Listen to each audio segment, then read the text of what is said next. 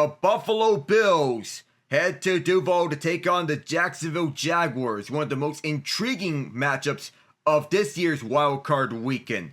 It sells the score of an all-time series matchup even at 10 wins apiece, with both of them taken by the Jaguars in the playoffs. The Bills have lost their last 3 games at Jacksonville, including a wild card game in 2017, their first playoff game back. At that time, that was Sean McDermott's first career game as a head coach in the playoffs, with Tyrod Taylor as his quarterback. That was Josh Allen under center. They're going up against a Jaguars team that is undefeated at home in Wild Card weekend. The last win being a historic 27-point come-from-behind win over the Los Angeles Chargers. Jacksonville's looking to stay perfect while extending a streak of 8 straight wins to conclude the 2025 regular season, the second longest win streak in franchise history, with an NFL best plus 453 point differential since Week 11. Buffalo has won 5 of their last 6 games, appearing in the playoffs for the 7th straight season, looking to go a step further than last year's AFC Championship loss to the Kansas City Chiefs. Hello everyone, I am Alec Nava, and welcome to Everbank Stadium at Jacksonville, Florida, with Josh Allen looking to get his first career win on the road in the playoffs. He's 0-4 in road playoff games in his career. The last 3 losses taking place in Kansas City, the other one being in Houston. Buffalo's heartbreak hasn't fallen squarely on him. He has surpassed 270 total yards of offense in all 4 of his career road playoff games, averaging 351 yards per game, including a postseason career-high 397 yards against the Chiefs in the infamous 13 seconds game in the minds of Buffalo fans. Famous everywhere else, the Jaguars have allowed 270-plus total yards to 7 different quarterbacks this season, so Allen could be primed for a productive outing as long as his sore foot holds up. But which pass catchers step up for him has been a week-in, week-out mystery. They are one of 6 teams that didn't have a player of at least 725 receiving yards. Khalil Shakir leads the receiving corps as Allen's go-to option on short passing plays, while tight ends Dalton Kincaid and Dawson Knox produce in Buffalo's often-used 11 personnel scheme.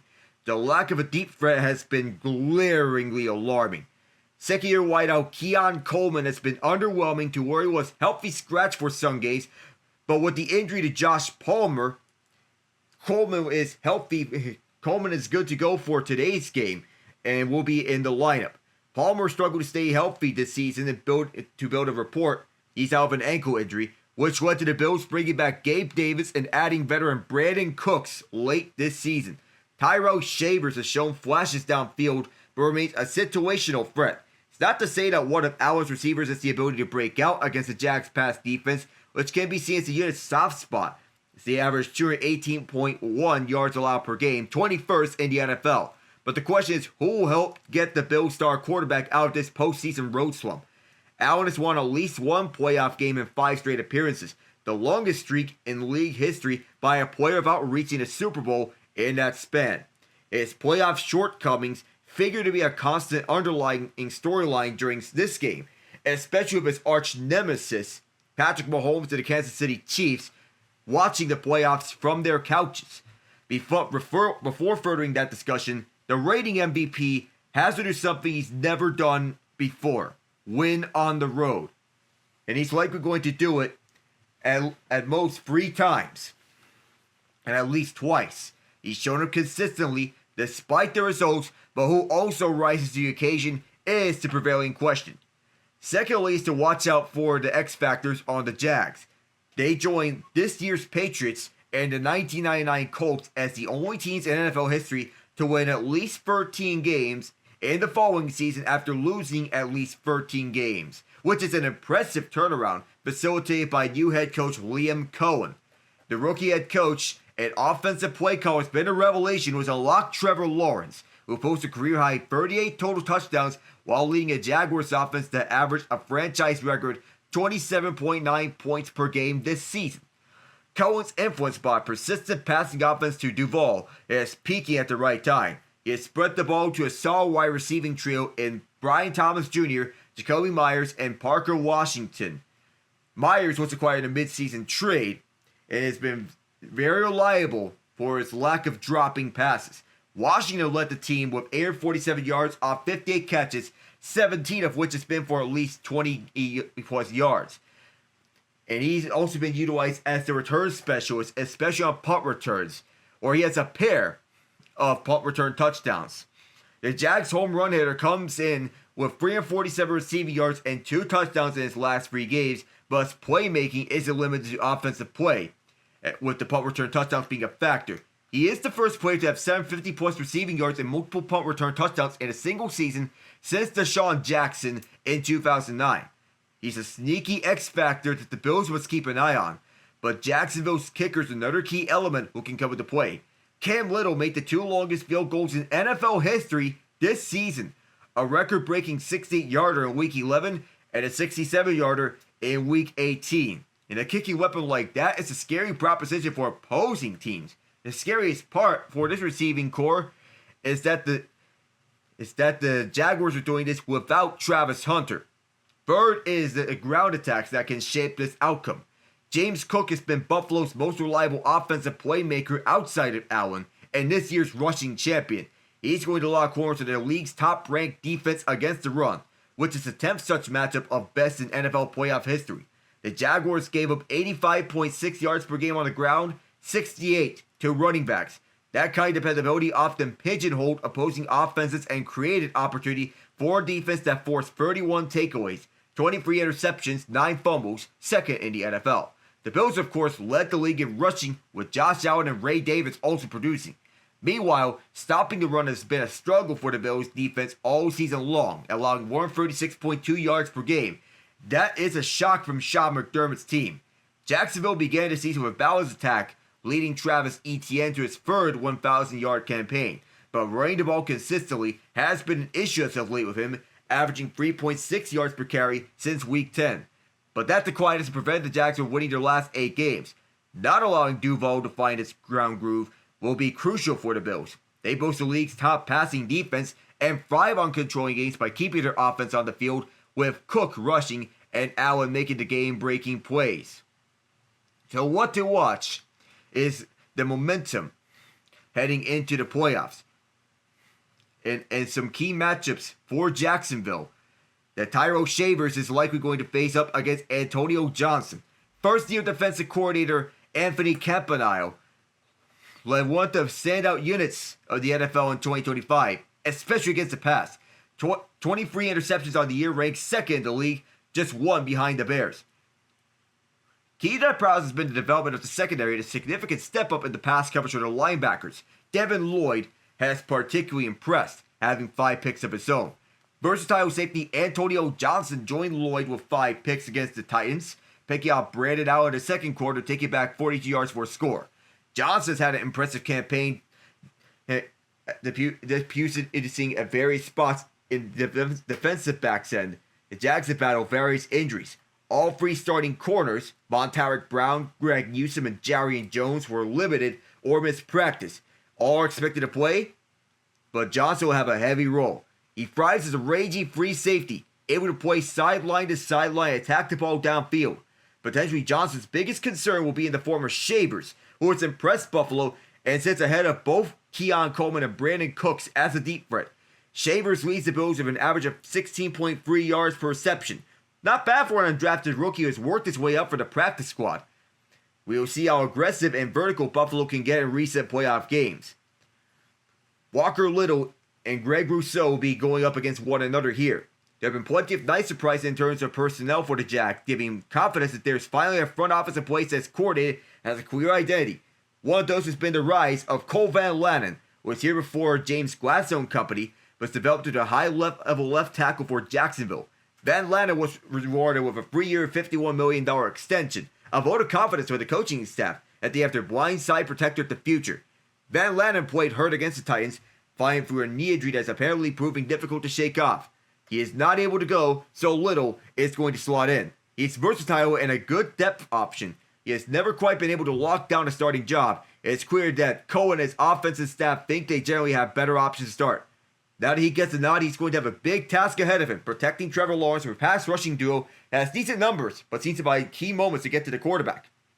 Greg Rousseau has turned one of the better pass rushers in the league, leading the Bills in sacks with 7. But should he move around the formation, little likely to encounter his running mate, Joey Bosa, who is also no slouch, and has forced 5 fumbles. Now Trevor Lawrence and Josh Allen. That's the last matchup. Lawrence is one of 4 QBs whose EPA gain from scrambles outweighs the EPA loss from sacks. The other 3 are Allen, Patrick Mahomes, and Baker Mayfield. That was the stat back in October 10th, 2025. We talk about receivers and safeties, offensive lines and pass rushes, but today's matchup, can very easily boil down to which of the 2 quarterbacks have the better day. If this turns into a shootout, the casual fan will be in for a treat. Allen has been one of the most exciting quarterbacks in the NFL, helping the Bills become playoff relevant almost every year in the Sean McDermott era. But to hoist the Lombardi Trophy, it's a matter of when, not if, he leads Buffalo to a Super Bowl title. Trevor Lawrence, on the other hand, exploded down the stretch of this season. Things finally clicked into Cohen's offense. There have been doubters that he may never live up to the height that he came with when he was the top draft pick in the 2021 draft. A generational talent, as was claimed to be. A look at his numbers, as well as the huge extension he signed, might make that seem laughable, but a lack of consistency and unfairly wins meant there was a definite gap in people's minds between him and his opposite number. That gap is now evaporated. He's playing as well as any quarterback in the playoffs, and there's some similarities with Allen in the way that he's been pushing the ball downfield and using his legs to move the chains. Could have said this, but there's not another signal caller that Jags fans would want leading their team in the playoffs. As we go up to our starting lines, we begin with the visiting Buffalo Bills. Under center is Josh Allen. James Cook is the running back. The wide receivers on the outside are Tyrell Shavers and Keon Coleman or Gabe Davis. Khalil Shakir is the slot man. Dalton Kincaid is the tight end. The offensive line from left to right, Deion Dawkins, David Edwards, Connor McGovern, Osiris Torrance, and Spencer Brown. On defense for them, the defensive linemen are Daquan Jones and Deion Walker. No Ed Oliver for the Bills. He is set to practice next week if the Bills win today. Greg Rousseau and Joey Bosa are the defensive ends. Matt Milano and Shaq Thompson are the linebackers. No Terrell Bernard for Buffalo. Christian Benford and Tre'Davious White are the outside corners. No Maxwell Hairston for the Bills. Tyron Johnson is the slot corner. The safeties are Jordan Poyer and Cole Bishop. The kicker is Matt Prater, who's playing for a quadriceps injury. He's been the kicker all year long, with Tyler Bass being out for the entire season. The punter is Mitch Wisnowski, the third punter the Bills have used this season after Brad Robbins and Cameron Johnston. Johnston most notably drew 2 roughing the kicker penalties against the Dolphins. Reed Ferguson is the long snapper, and the return men are Ray Davis and Khalil Shakir. Now for the Jaguars, the home team. On their center is Trevor Lawrence. The running back is Travis Etienne. The outside receivers are Brian Thomas Jr. and Jacoby Myers. And the slot receiver is Parker Washington. The tight end is Brenton Strange. And the offensive line from left to right, Walker Little, Ezra Cleveland, Robert Hainsey, Patrick McCarry, and Anton Harrison. For the defense, as defensive tackles with Davon Hamilton and Eric Armstead. The defensive ends are Josh Hines-Allen and Trayvon Walker. The linebackers are Foye Oluokun and Devin Lloyd. The outside corners are Montarek Brown and Greg Newsome. The slot corner is Jarian Jones. And the deep safeties are Eric Murray and Antonio Johnson. The kicker is Cam Little to start off special teams. Logan Cook is the punter. Ross Matishik is the long snapper. And the return specialists are LaQuint Allen Jr. and Parker Washington. We're getting going. So as we go over to who is trending up and down for the Bills. James Cook, for sure, trending up. He is the NFL's rushing champion, filling the league's top ground attack, totaling 1,621 yards on 309 carries. His burst supports a 28% play action rate, ideal against the NFL's best run defense in Jacksonville. Brandon Cooks is also trending up. He's injected speed into the offense, struggling early with some drops, but now he's surging at a crucial time. 5 catches on 11 targets for 114 yards as a build this season. It's Week 17 outing against the Eagles. 4 catches for 101 yards. demonstrated big play potential in a tight defeat, boasting a 75.0 PFF receiving grade, 3.0 average separation, and 2.1 yards per route run. His velocity challenges defenses, vital for stretching Jacksonville's 24th ranked pass DVOA and helping Allen. Trending up as well as Dalton Kincaid. He's become a go-to option, thriving when healthy and compensating for wide receiver shortcomings. He has picked up 571 yards on 39 catches and 5 touchdowns in 12 games, earning an 82.0 PFF grade with only 2 drops and 4.8 yak per reception. In the final stretch, he averaged 72 yards per game with 4 scores. Looking healthy in his 10 snaps against the Jets, Kincaid moves sharply and appears healthy and set to impact the passing attack. His red zone effectiveness could help exploit Jacksonville's 24th tight end DVOA in coverage. However, Allen has been trending down. He entered the playoffs with some question marks, but capable of rebounds. His Week 17 performance against the Eagles included a key missed throw that might have secured a victory, which may have cost Buffalo better playoff seeding. Health concerns persist. His foot injury is reportedly mending, but past resilience for a broken hand last season and a torn elbow ligament in 2020 fuels some doubt. Possible concealment could affect his mobility. We know he plays at his best when the lights are the brightest, and it can give Bills fans hope. His willingness to play through painful injuries can rattle him through a tough matchup. This team will go as far as he takes them. So hopefully, the foot is feeling better as he can count on some help from his coaching staff and teammates in such a way they can begin trending in the right direction at the best possible time. Brandon Beane is also trending down. The recent decision to face plenty of backlash revealed roster flaws. Opting against wide receiver additions at the deadline after misjudging the level of the room during the offseason has caused concerns regarding his ability to build a winning roster around Allen. And Sean McDermott's dissatisfaction with the Ingram and Slade fiasco has been palpable. The potential rip between the two former Panthers doesn't stop there. McDermott has highlighted Jacoby Myers' value for Jacksonville, an option that Beane could have pursued but abandoned for an unsuccessful attempt at Jalen Waddle. With 8 years together with Buffalo and no hardware during Allen's prime, the roar for change could increase without playoff success this season. McDermott just seems safer than Beane, but time will tell. The middle linebacker position has struggled for a challenging season, hampered by injuries and inconsistent play, which contributed to defensive instability. 28th ranked run defense relies on one of the linebackers stepping up. Without it, the 12th DVOA unit risks further decline. The presence of one of the two leaders, and Matt Milano and Shaq Thompson, in the middle is vital for McDermott and defensive coordinator Bobby Babbitt's success with this unit. Josh Allen and company looking for a Super Bowl run. The Jaguars will get the ball first. The Bills won the toss. They deferred. Mitch Wishnowsky, the former 49ers punter, set to kick it off, and we are underway in Jacksonville. Let's get rocking and rolling. The first AFC Wild Card game of this slate.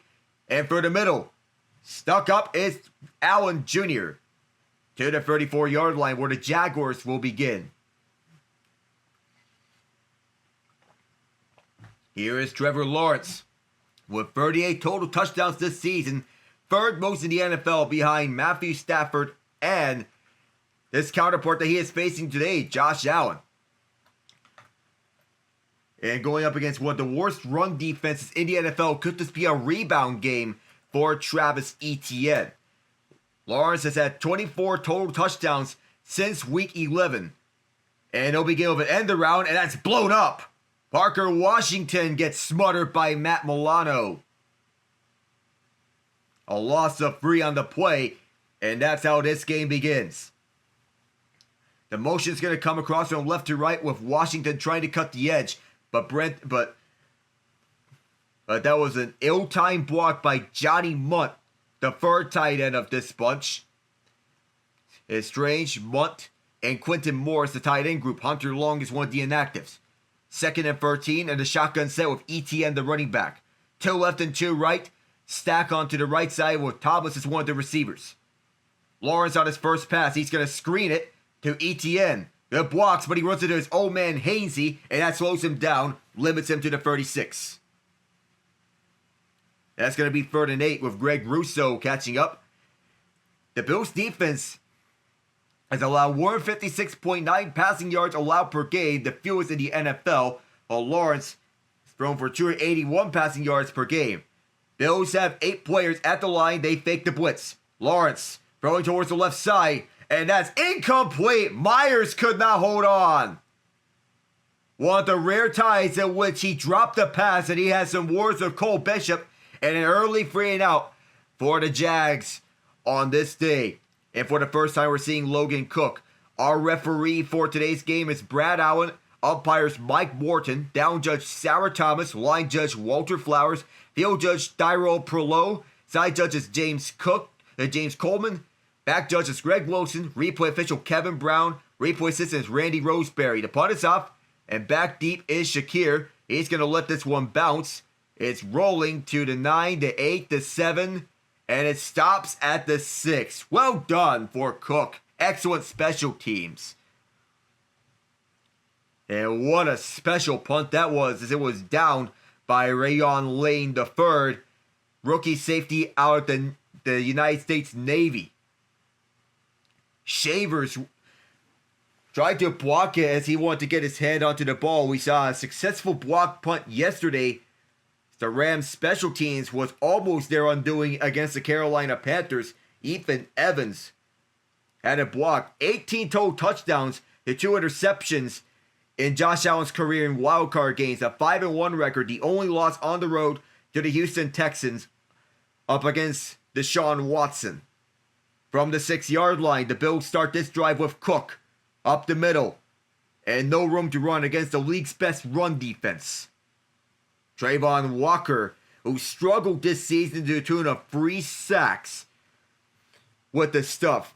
The alternate officials are Len Clark, the referee, Scott Walker, the umpire, Gerard Phillips, the down judge, Nate Jones, the field judge, Grant Spell, the back judge. 1+ rushing yards. In almost every game this season for Cook, it's 3 yards for Cook. The Jags have not allowed a 75-yard rusher this season. Single back for Buffalo with 2 receivers to the left. First pass is a play fake. Allen from the edge of the goal line. Going to Shakir. And Shakir brought down at the goal line. The line of scrimmage. And it's Greg Newsome, who they acquired from Cleveland. 1-for-1 of Tyson Campbell going the other way. Who did not let up Shakir go anywhere on the swivel pass on the left side. No gain. 3rd and 7. It's going to be a real challenge for this Buffalo offense up against this Jacksonville defense. They've been a head-scratcher against the pass, but so good against the run. The Bills have the 4th best 3rd down conversion percentage in the NFL this year at 44.8%. This is a V-set for the Bills. Jags blitz, it's picked up. Allen throwing left side, hold in by Shavers, who shakes off the first tackle, and he's out of bounds at the 23. 14 yards for number 14, who's climbed up the depth charts. Impressive for the undrafted, for a player who is undrafted and came out the practice squad. Newsome, who was responsible for that tackle on Shakir in the previous play, could not hold up his end of the bargain this time as Shavers shook off the tackle with the pass to the left side. First down to 23, and the Bills are moving the chains immediately. On the single back, it is Cook. They'll try again with him, and he gets 5 yards, and a flag comes out. The Jaguars are pointing towards the Bills. We're going to see if this is going to come back, which I think it will.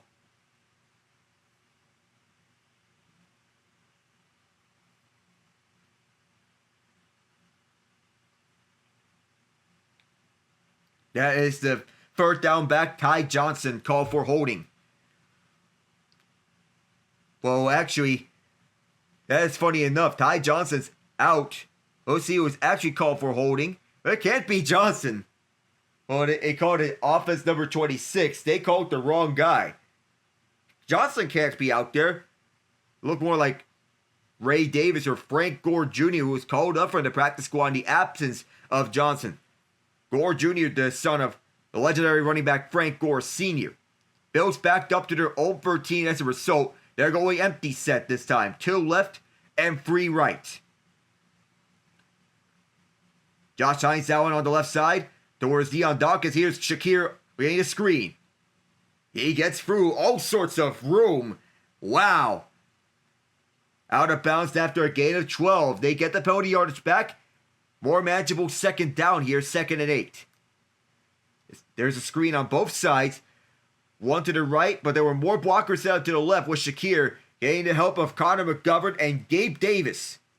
And a shoving match afterwards between Montaric Brown and Frank Gore Jr. 541 yards after the catch this season for Shakir, 4th most in the NFL. Ray Davis in the game, he is lined up to the left side. Another empty set, 2 left and 3 right. Coming left is Davis. Jags blitz, it's picked up. Allen, wide open, 1st down. Brandon Cooks. They're working the sidelines early, and the Bills once again move the chains. The Bills continuing to go towards the right side through these last few plays. As opposed to the left side. They went the left side early, but this time they went towards the right side. Montaric Brown, CB1 in the absence of Travis Hunter. The base of it getting Greg Newsome at the trade deadline from Cleveland. Ball at the 35, single back. They'll toss it, but a false start.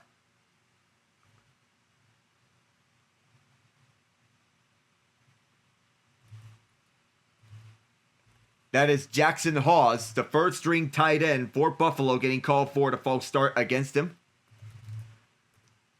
The last time we covered a game with the Bills, he would caught a huge pass to set up the Superman touchdown from Josh Allen in that incredible comeback in the final 4 minutes against the Baltimore Ravens. What a game that was. The Bills are hoping that they can find some success here against the Jaguars. And another 1st down penalty pushes back the Bills. Shotgun set with 3 receivers left, 1 to the right. Jags blitz again, picked up again. Allen pumps, gets away from the pressure. He's going to take it himself. And he is taken down from behind by Devin Lloyd. He chased him down all throughout. He uses the legs very well. And he is very smart when he runs the football. He recognizes the pressure and gets away from it. Right on time. When you watch a lot of Josh Allen tape, he's one of the smartest quarterbacks in the NFL. That's how he recognized the pressure and ran it for 7 yards. Shavers to the right and then back left. 3 right. Shotgun set with Cook to the left.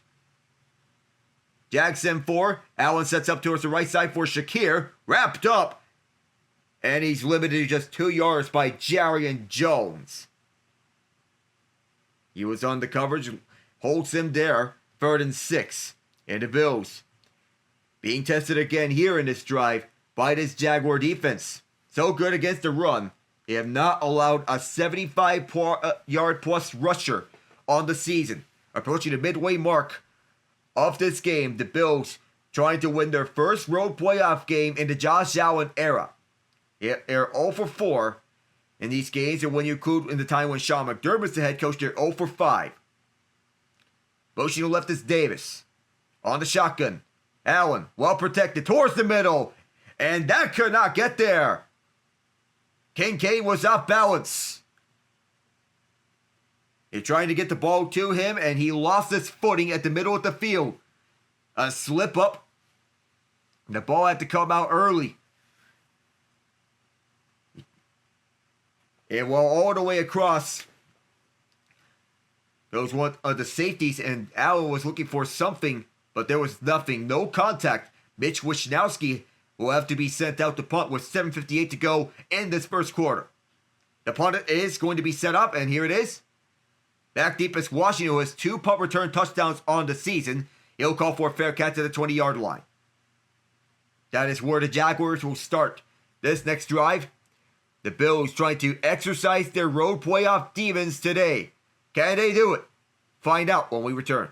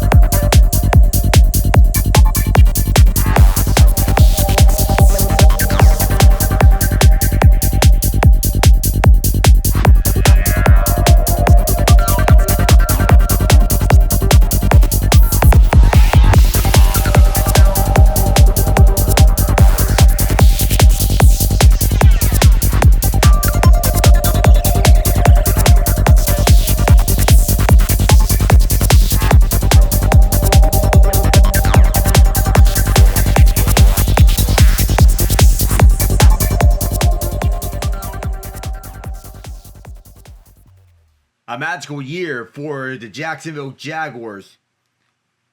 The best that they have felt in a long time. The Jaguars looking to make it to the Super Bowl for the first time in their franchise history. They're one of 4 teams to have never made a Super Bowl appearance in their franchise's history. The others being the Houston Texans, Detroit Lions, and Cleveland Browns. Brenton Strange in motion to the right, covered by Dorian Williams. 2 right and 2 left, single back set. Now Strange motions back left. Here's Etienne. Loses footing. Gets his 3 yards. That's his first touch. And Deon Walker has some words. The latest that we've heard from the Ed Oliver front is that he could resume practicing next week, and that is should the Bills win today. 24 total touchdowns, the most of the NFL over that span since week 11 for Trevor Lawrence, to just 5 interceptions. A perfect A-0 record as a result. 2nd and 7 on an empty set. Motioning left towards the right of Lawrence is Etienne. Teammates with the Clemson Tigers, they won a national championship together against the Alabama Crimson Tide. Oh, a false start, and that is Walker Little.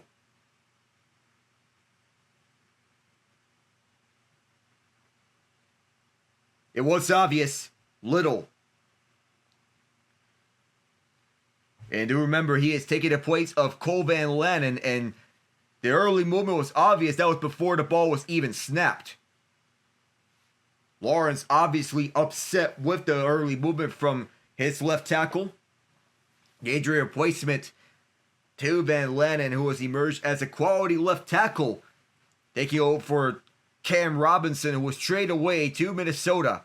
Etienne motions left. 4 receivers left and 1 right. The lone receiver right side is Strange. Here's Lawrence, who backs up. Feeling pressure. Throwing left side. Wide open is Etienne. Trying to put some moves on Shaq Thompson. Trying to do fancy work. He gets to the edge. Where are they going to spot the ball? They'll spot him 2 yards short. You remember, this defense is without Terrell Bernard and Ed Oliver. Bernard's out for this game. Maxwell Hairston as well. So that's 3 defensive injuries for the Bills. Bernard out of a calf injury. Hairston out of an ankle injury, which is the same injury that Ty Johnson is out with. Shotgun set, trips right, 1 left. Tight end is Strange. Now motioning right is Etienne. And then going back to the right of Lawrence. It's a run play for Etienne. And here's the first down. He gets to the 40. That's been a struggle for the Bills all season long. At the run defense has been their Achilles heel. In short situations, that could be beneficial. The Jaguars, they're wanting to hurry up to the line. Tre'Davious White left. Christian Benford right. Etienne has 1399 scrimmage yards on the season with 13 touchdowns. The shotgun set. Lawrence, feeling the pressure from Russo, swings it to the middle, off the hands of both Washington and Bishop.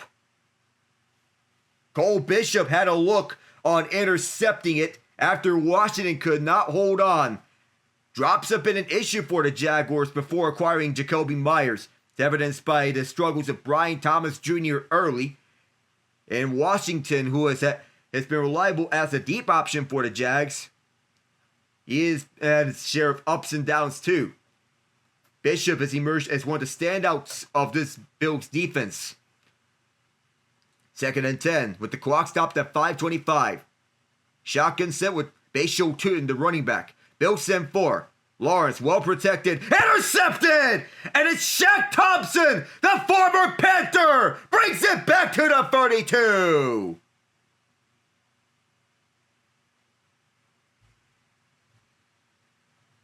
They almost had an interception on the previous play, but Shaq Thompson says to Cole Bishop, I got your back.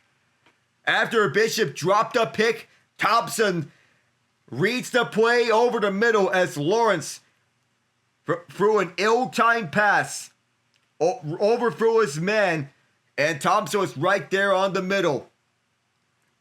He was right on the Tampa 2 defense. He was going to Washington on back-to-back plays. And that's a play that Trevor Lawrence wants back. 6 postseason interception in 3 career games. He had 4 against the Chargers in a 27-0 comeback. Josh Allen signals Cook's on a motion right. And here's James Cook. The Jaguars will not let him cook. Limits him to just 3 yards. It's going to be a tough challenge for this Bills rushing attack, because the Jaguars have the league's best rushing defense. But Cook has been the best running back this season. And the rushing champion, Gabe Davis, comes in. Is his second stint with the Bills. Spent 1 year with the Jaguars. Davis was initially on the Bills practice squad, but was called up because of injuries and inconsistency. So was Tyrell Shavers. 2nd and 7. Motioning right is Hawes. On the play fake to Cook. Here's Allen. Dumps it out for Cook. And nothing there. Devin Lloyd limits him to just 1 yard. And with the forward progress there, it is 3rd and 6. Jacksonville's defense shuts down every other lane as Gabe Davis well covered. So Allen had to check it down. There was some pressure on his face on both edges. Josh Hines-Allen and Trayvon Walker. Lloyd just yesterday, in his statement, both teams are 1 for 2 on 3rd down today. It is an empty set for Allen. Blake Kwok is running down. They get it up with 3. QB draw. Allen will not get away. And he is stopped 1 yard. Josh Hines-Allen with the run stuff to force a field goal from Matt Prater for the first points of this game. You remember, Josh Allen's legs are not what they were, are having any rough here, because he is playing for an injury. Oof. And all 3 guys were inside. It should have been a good play for him. And Matt Prater, in his postseason 14-16, longest field goal is 55 yards. 9 career playoff games, and that includes his time with the Broncos. Oh, the play clock is all the way down. I'm going to have to wait. Did they not reset the play clock?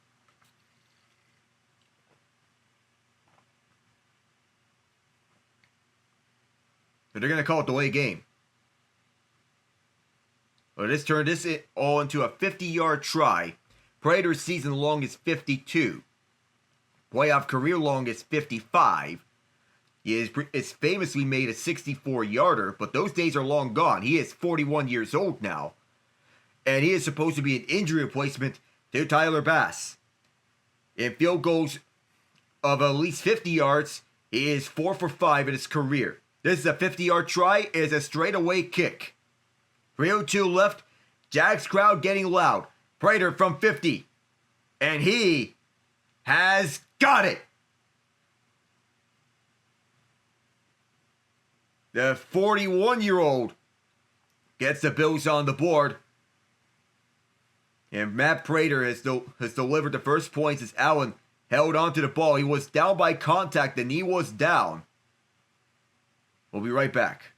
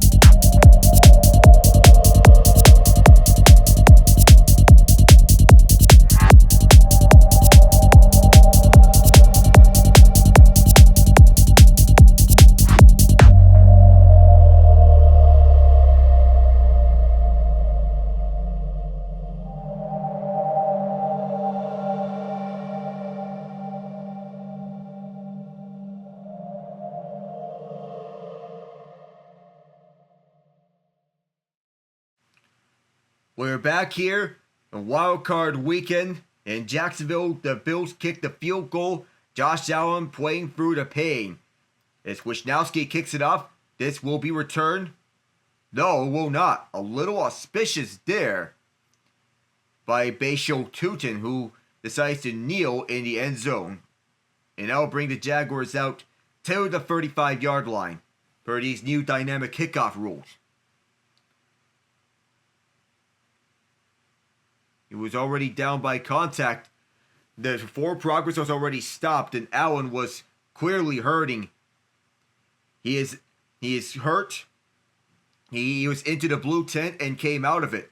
He's now reviewing film with his backup quarterback, Mitch Trubisky, who took over for Allen after Allen started the initial drive in Week 18, and then Trubisky got the rest of it.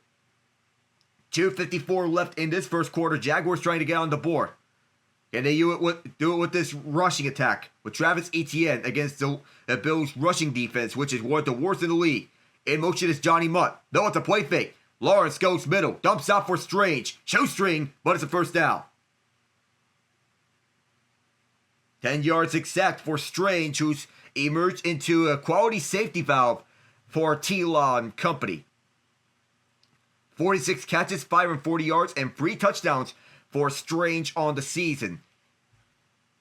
And he's been a difference maker for Jacksonville and emerged into the team's plans ever since Evan Ingram left for the Broncos. They're going to say it was stopped short. 9 yards. He was down by foot.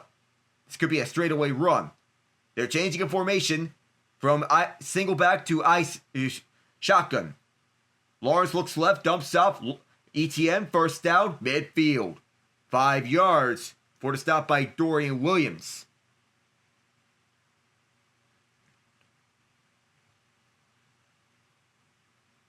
So now, they reviewed the play, but he was clearly limping with that foot injury. He went into the blue medical tent. He exited out. But now, Parker Washington, he went into the locker room. He is now being evaluated for a concussion. That is huge. Toss right. Here is Basho Tootin, who breaks free onto the 30-yard line. That's 20 yards for the backup running back. And Devin Lloyd's loving it, pointing for the first down on a slow-mo first down point. As a simple toss play, good block from Anton Harrison, the right tackle, who they were high on when they drafted him, and for a key block on Tyron Johnson, and that paved the way for Tootin to get by. Tim Patrick took the snap on the last time, as Tootin, again, through the middle, runs over a man, another big run. 13 or 14, and that depends on the spot, but Tootin's having himself quite a time here on this drive. Back-to-back drives is Johnny Mutt with the block who opened up the hole on the C-gap on Andre Jones Jr. And Tootin runs over Jordan Poyer. Get off me, he says to him. Keeping a gap in Jordan Poyer had no chance of that. Cole Bishop to stop. The Bills are tied for the most rushing touchdowns allowed on the season. Motioning right is Tim Patrick. Here's Tootin as Lawrence falls down. Basho Tootin, can he get to the end zone? No! He is stopped at the 3-yard line. And that's going to end the first quarter, with the Jaguars 3 yards away from pay dirt, thanks to Basho Tootin. 3 straight gains of at least 10 yards for Tootin and the backup running back. We'll be back for the second quarter. It's 3-0 Bills after 15 minutes.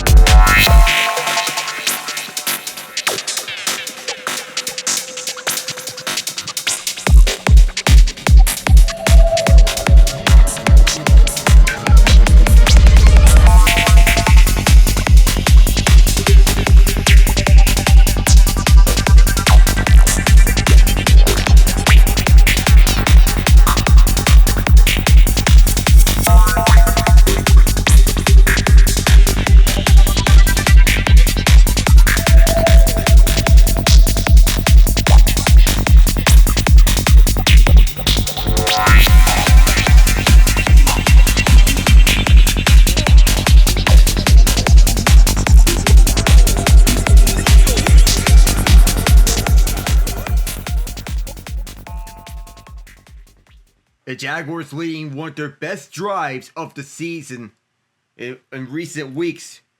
Back-to-back running plays of at least 10 yards with Basho Tootin, plus some excellent run blocking from the Jags offensive line. Anton Harrison paving a roll through the C-gap on Andre Jones Jr. First and goal from the 3-yard line. And the Bills needing a stop desperately. Shotgun set, to left and to right. Pitch to Strange, up the middle. Strange is stuffed at the line of scrimmage. That's Greg Russo, pumped up. This will technically count as a pass play, and a completed pass for Trevor Lawrence, but it was a run play in which they decided to run it with a tight end, with Brenton Strange getting blocks up front. But everything was blown up. In the first two drives, the Jaguars were totaled 27 yards, but in this drive, they totaled 62. Good turnaround from earlier in this game as ETN motions to the right of Lawrence. To left and to right. In his slot is Tim Patrick. Moving left is Jacoby Myers. Bills rush 4 as Lawrence looks left side. Caught for the touchdown. Brian Thomas Jr. One Tiger to another Tiger from different schools.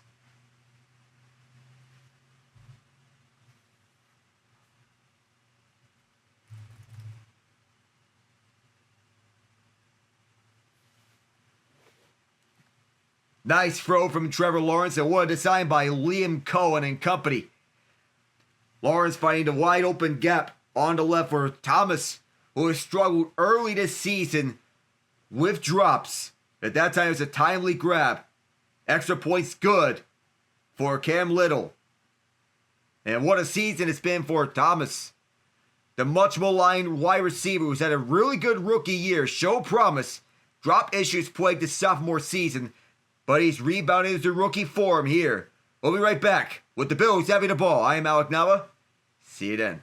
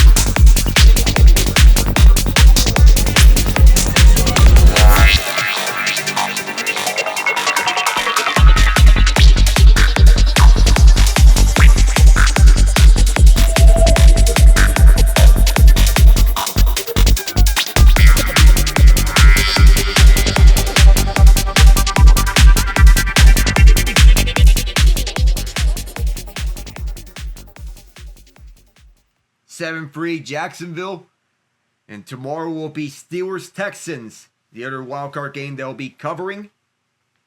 Ray Davis back as Jacksonville is getting loud for this crowd. Davis to return from his own goal line, down the near sideline, now moving towards the middle, cuts by, going through some defenders, and the ball is out! Each team thinks they have it.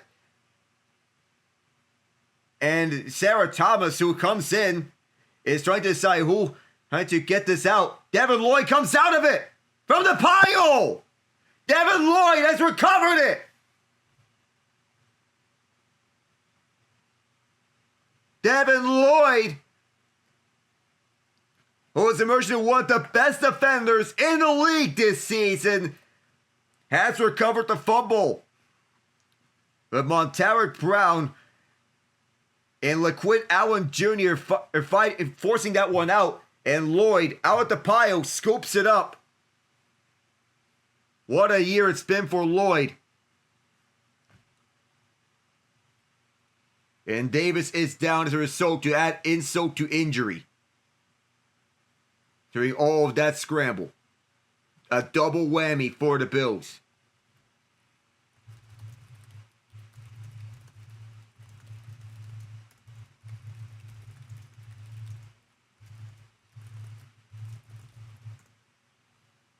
Ray Davis trying to shake this off. He is walking under his own power.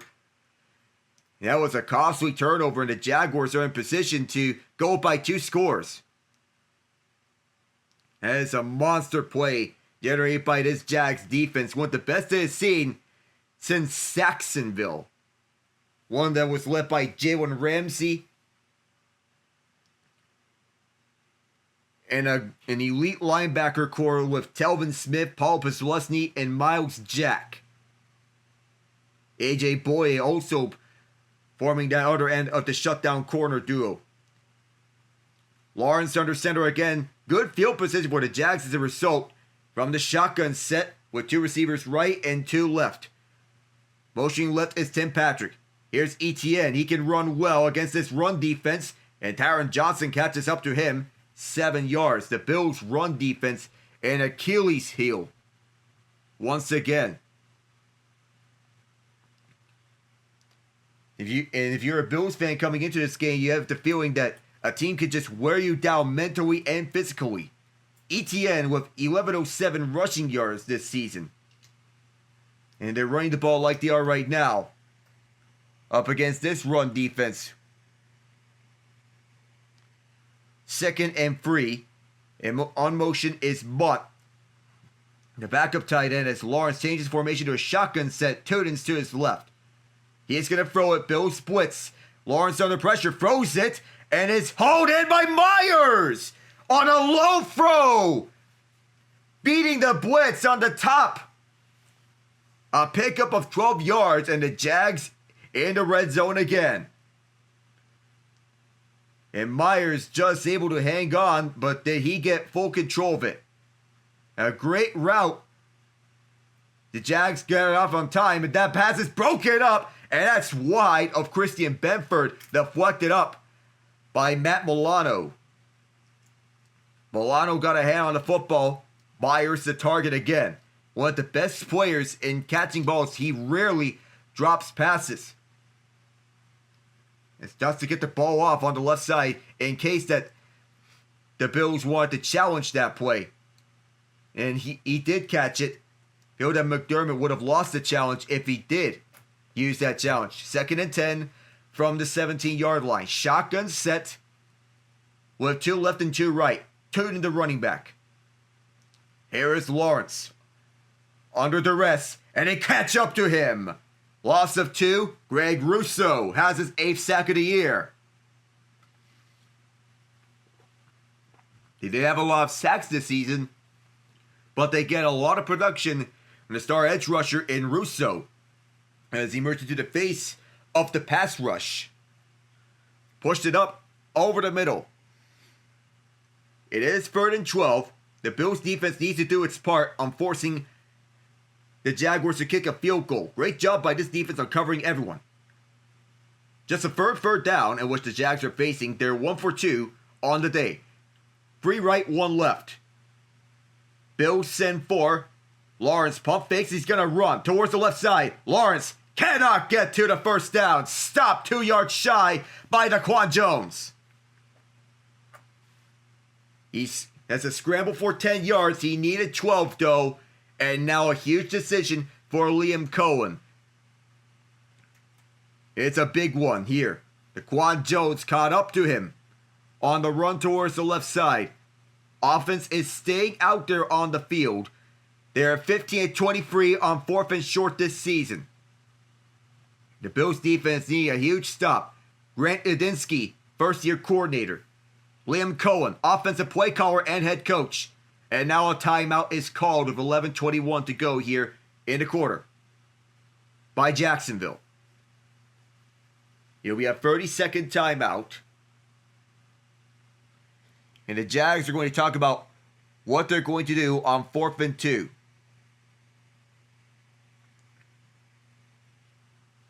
The Pro Bowl games will take place on February 3rd. The AFC versus NFC Flag Football Showdown. I will not be around for that. I'll be around for every round of the NFL playoffs. Unlike 2 years ago, I will not be doing a doubleheader. And even so, I wasn't initially planning on doing a doubleheader because I initially planned to do Chiefs versus Ravens 2 years ago. 4th and 2. They're going for it. Lawrence 7 of 11 for 45 yards, a touchdown, and a pick. Etienne motions to the left of Lawrence. The tight end is Strange on the left side. They're going to keep it with Lawrence. Did he reach out and get it? The Bills don't think he did. This is going to be eerily close. The Jags think they got it. The Bills think otherwise. This will be a virtual measurement. The spot in which the refs placed it looks like enough. Oh, his knee was down. His knee was down before he got the first down. Oh my goodness. The shin looked down. He's trying to lunge forward. And people may say take the points here, but from the Jaguars' perspective, you don't want Josh Allen a chance of possessing the ball.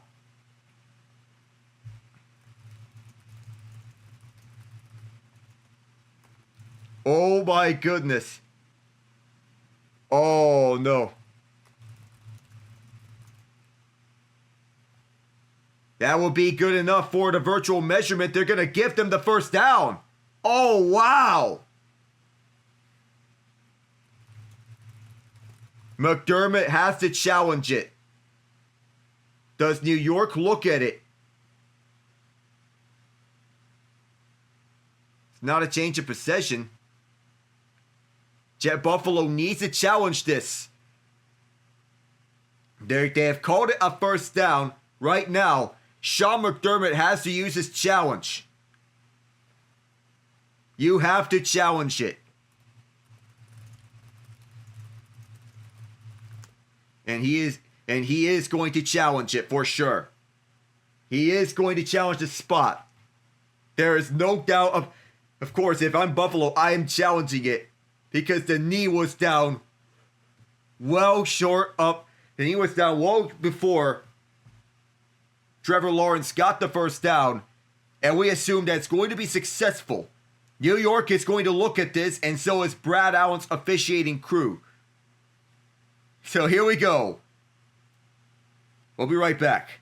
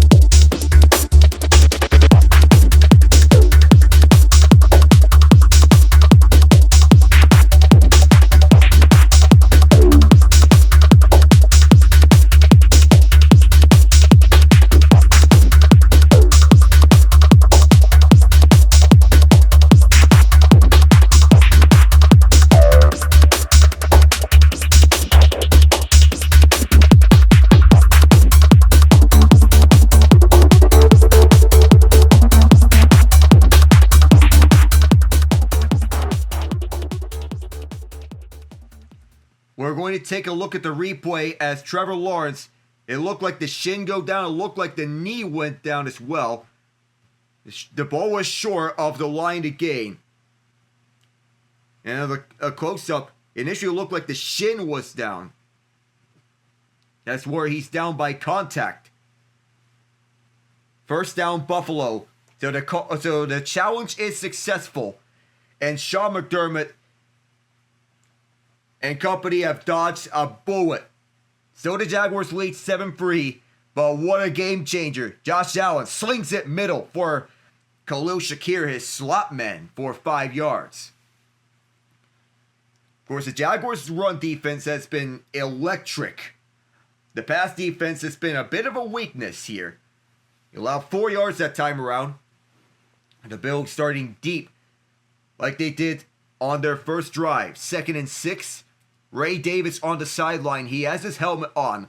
Frank Gore Jr. was elevated from the practice squad because of the injury to Ty Johnson. Shotgun with 3 receivers left and 1 right.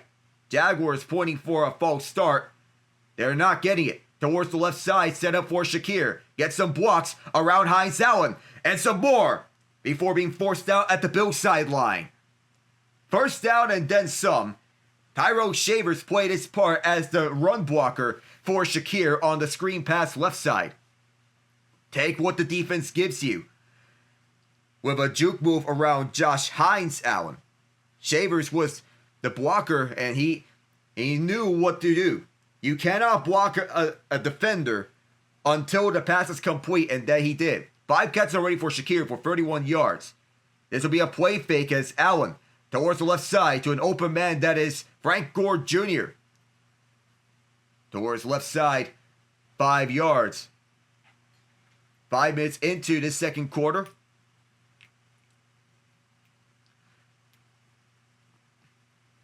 It was more frustration for Ray Davis. They looked at him briefly.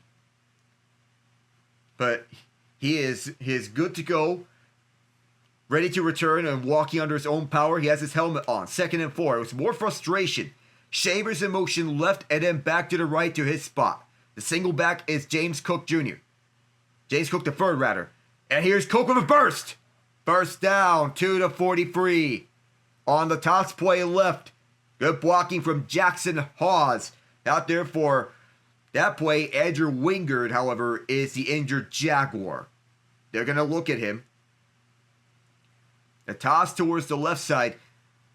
And this is where everyone plays their role. Deion Dawkins, David Edwards. Everybody is flying in all over this Jaguars defense, but they're closed off almost instantly. Dawkins and Edwards took care of the business left side. Connor McGovern, the center, as well. Wingard is walking off under his own power. He still has his helmet on. He's going to miss at least one play.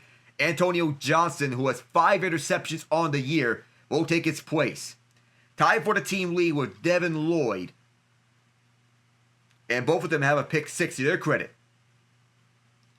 In Allen's first 10 pass attempts, he has just 1 incompletion on his 6th pass attempt of the day.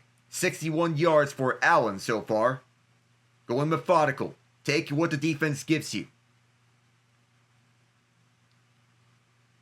And up against this Jaguar defense, it is a challenge for the Bills to overcome. Brandon Cooks motions left, the former New Orleans Saint. Another play fake, this time to Ray Davis. Allen swings it left side, and oh my! That was right over the head of one defender. Too high for it to be intercepted. Brandon Cooks was the target. There is a flag out. Forget about the trade for Jacoby Myers. Cooks was a free agent signing, a late signing for the Bills, in an attempt to boost a passing game. The flag is on Jarian Jones for pass interference, but was hauled in by Cooks off the pass that was a little too high. Right over the outstretched hands of Andrew Wingard. That was a low pass for Cooks to catch, but he brought it in. Ho! How about that from him? He's in motion right and then going back left. Gonna stay at the left side. To the left of Keon Coleman. Now he motions back right. Toss left for Cook again. Trying to find some room. Wrapped up. He tried to do too much. Trayvon Walker was all over him and said, no, you're not going to get away. It's a loss of 1. The former first overall pick taking over Aiden Hutchinson. Walker saw that Cook was trying to come back right. Said, no. You're not going to get away. The entire offensive line was going towards the left side, but Cook tried to do something fancy. Just take the simple play. 27 rushing yards for the Bills today, 77 for the Jags. You wonder if the Bills are going to go more pass heavy here. Gotta go timeout here. Yes, they will. Play clock was running down to 0-0, and they decide to call timeout with the play clock running down.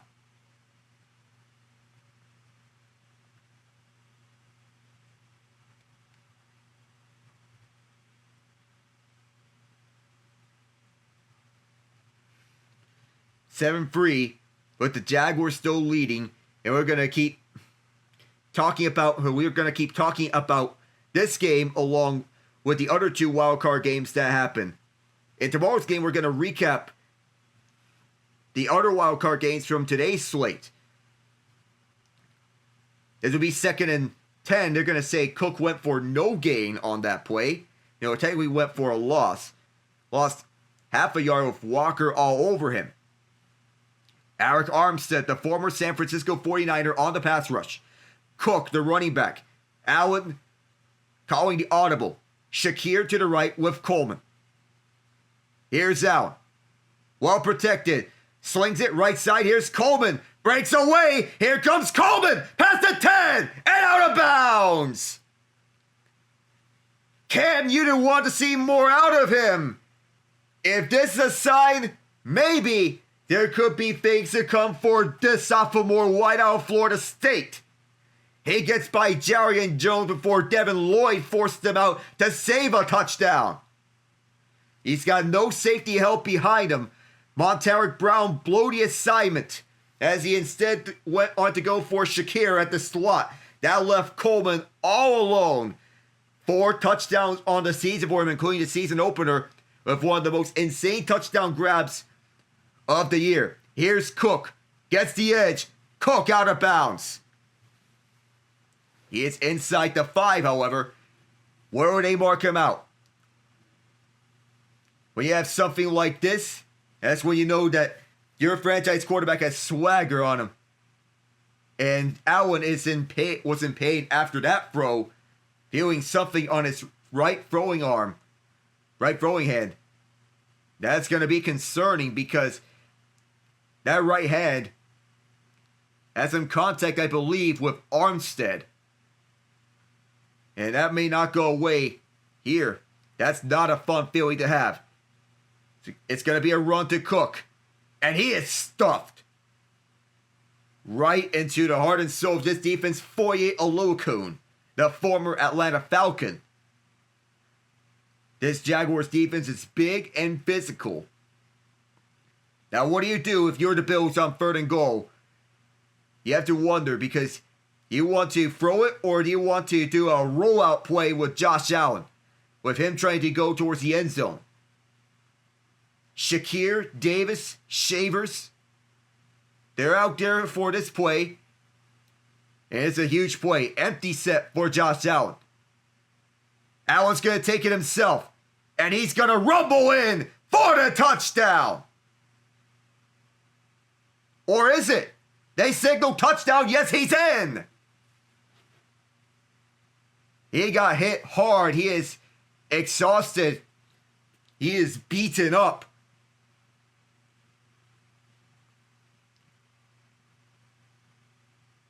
He is risking himself. And then he took it in for the touchdown, taking the ball across. He got wrestled down hard by the other Josh Allen, who changed his name to Josh Hines-Allen. And he is hobbling. They're moving it back to PAT formation. They're going to confirm the touchdown. Oof. His left leg, it got twisted up. Oh no. Matt Prater is in for the extra point attempt to get the Bills up by 3, and it's good. Jacksonville is physical, but oh my goodness. Josh Allen. It was a celebration turned into a possible nightmare scenario in an instant. 5:37 to go. We'll be back.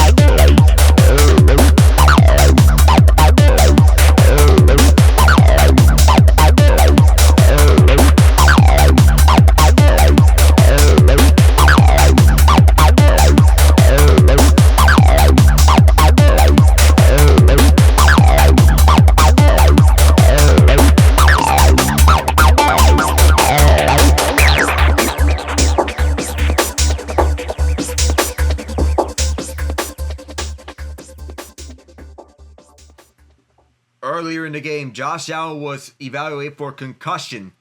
That leg bent awkwardly.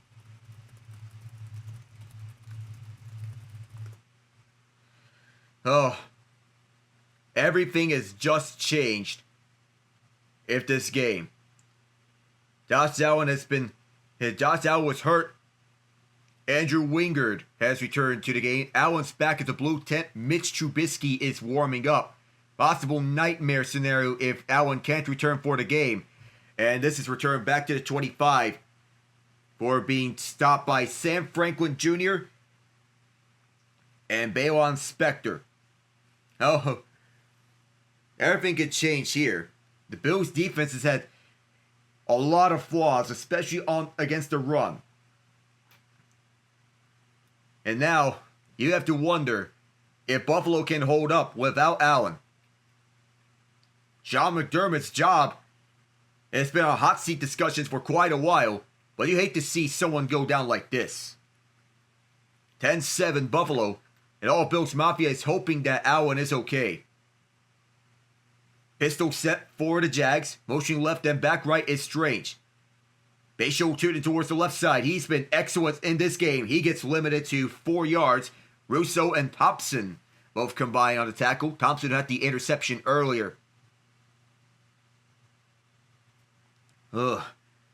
But this looks like shades of when Tyrod Taylor was hurt 9 years ago. Tyrod Taylor was hurt 8 years ago, and the Bills were forced to insert Nathan Peterman under center. 2nd and 6. Allen, 11 of 12 for 110 yards, 12 rushing yards and a touchdown. Motioning left is Strange. To the left of the left tackle, Walker Little. And motioning left as well is Munt. Here's Lawrence, well protected, left side, low ball, almost intercepted. Thompson almost had another one. And it may have been tipped at the line of scrimmage, and it was. The ball was tipped up at the line of scrimmage, and it was onto Thompson's grasp. Deone Walker, who was their 4th round selection this year, had it at the line. Oh my goodness. Here's 3rd and 6. The Jags could use a 3rd down conversion. They made just 1 on their 3 attempts, and they're forced to burn a 2nd timeout with 4:46. Kind of funny how the Bills have their early round picks not pan out, yet their late round picks do. And so far, Deone Walker has gotten more reps than their 2nd round selection, TJ Sanders. Walker came out the University of Kentucky. Sanders from South Carolina University of South Carolina. And that was it's the 2nd time this has happened in recent memory.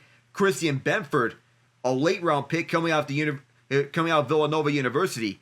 Kaiir Elam, their 1st round pick out of the University of Florida, never panned out. The only touchdown drive coming on the 7-point drive that went 65 yards. And they turned it over on downs with Trevor Lawrence stumbling and he down by contact on his knee. Here's Lawrence on 3rd and 6. Going middle, overthrown and incomplete. Across the middle, he's looking to Parker Washington, and it's over the head of Cole Bishop. Washington was somewhere in the area, and now the Bills will receive this punt from Logan Cook. The pressure up the middle off the blitz. Lawrence is hurried up by Thompson and Matt Milano, and Bishop saw it over his head. And there's a little confusion there. Logan Cook descended off. Shakir is the return man. It's up. It's a line drive kick. It will bounce out of bounds. And it will be a chance for Shakir. Here's something on offense. Let us see who of the 2 quarterbacks comes out. 4:35 to go in the 2nd quarter. They'll spot it at the 22.5-yard line. Josh Allen is warming up. Josh Allen is warming up. We'll return for the chaos.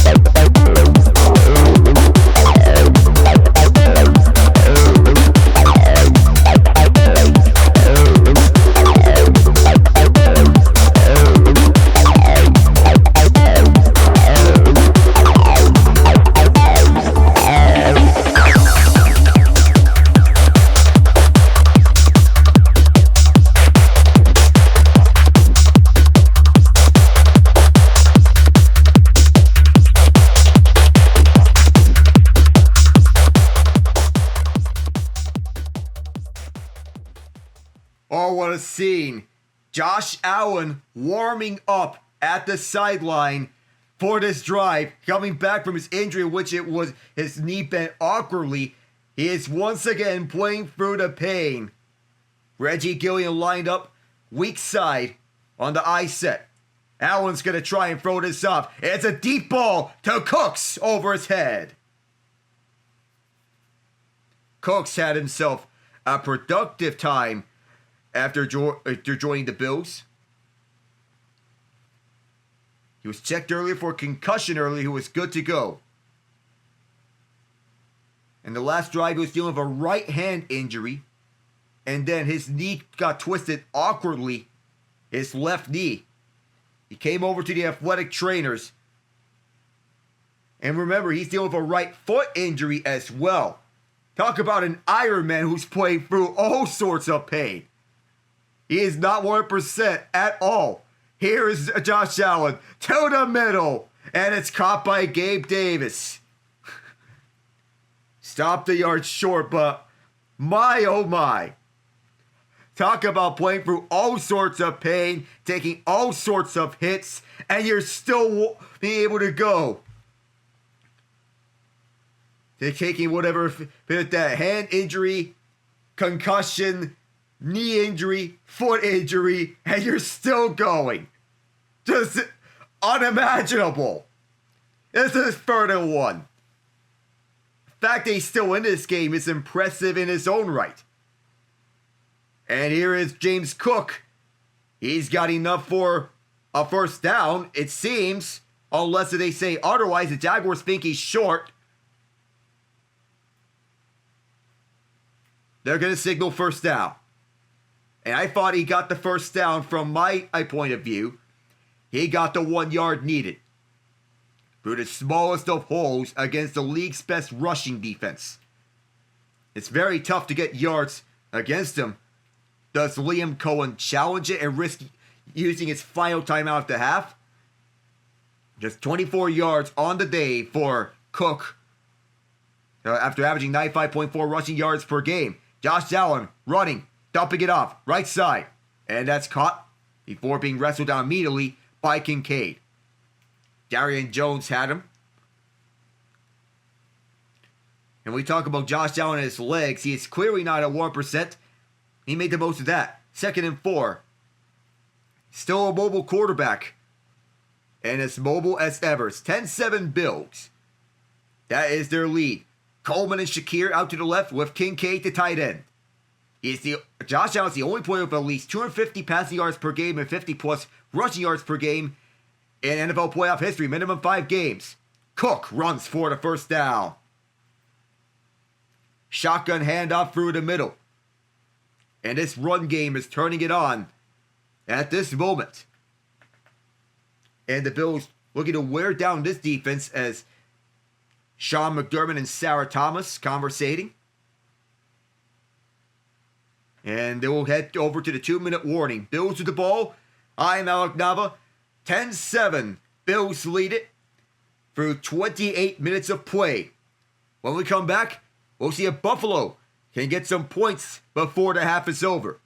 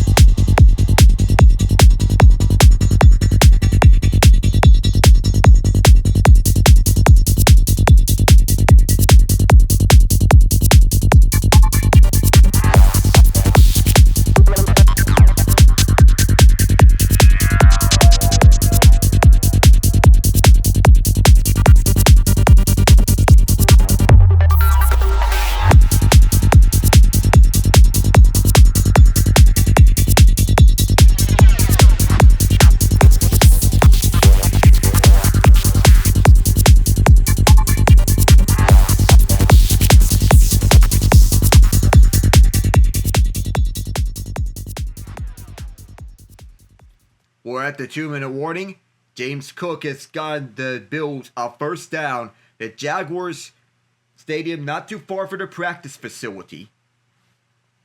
And of course, you look at all around Jacksonville.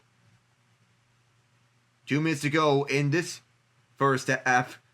Josh Allen shaken up through all sorts of injuries. Concussion, injured hand, injured knee, injured foot. Yet he's still playing. In normal situations, you'd think Mitch Trubisky would come in. But not here. It's another handoff. It is Cook. Sheds 5 with several tackles before being brought down by the reinforcements. Limited just 3 yards.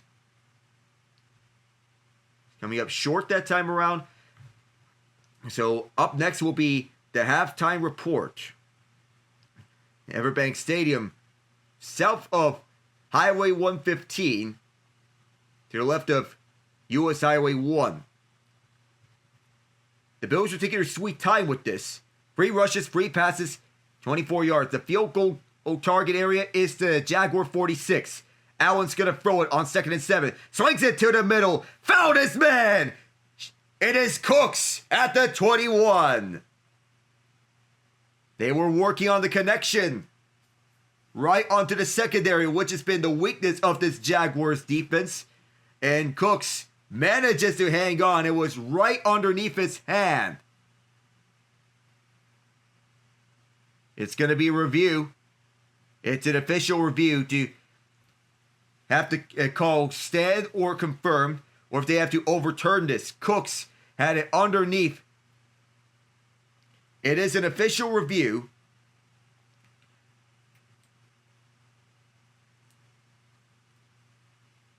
It looks like for a moment as Cooks tried to hang on to it, and did he get complete control of it? Is the question. Find out when we come back.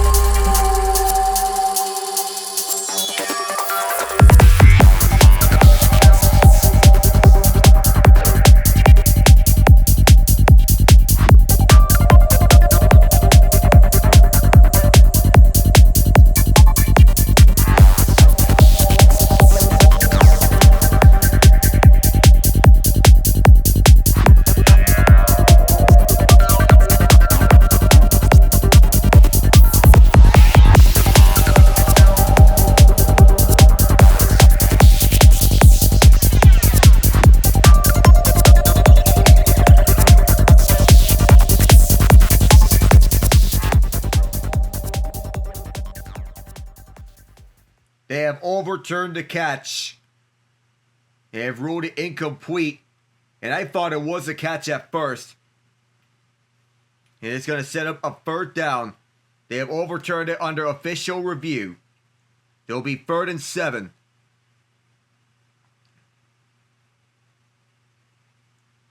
They need to get to the 41 for a 1st down. They're at the Jaguar 49-yard line. It's 3rd and 8. Here's Josh Allen, well protected. Swing, pump fakes it once, and it's caught over the right side. 4th down nonetheless, but Dawson Knox gets the Bills into field goal range, which would set up Matt Prater for a season long. 4th and 4, and a timeout called by Sean McDermott. Or rather, Liam Cohen, excuse me. Throw down the field to Cooks did not work out.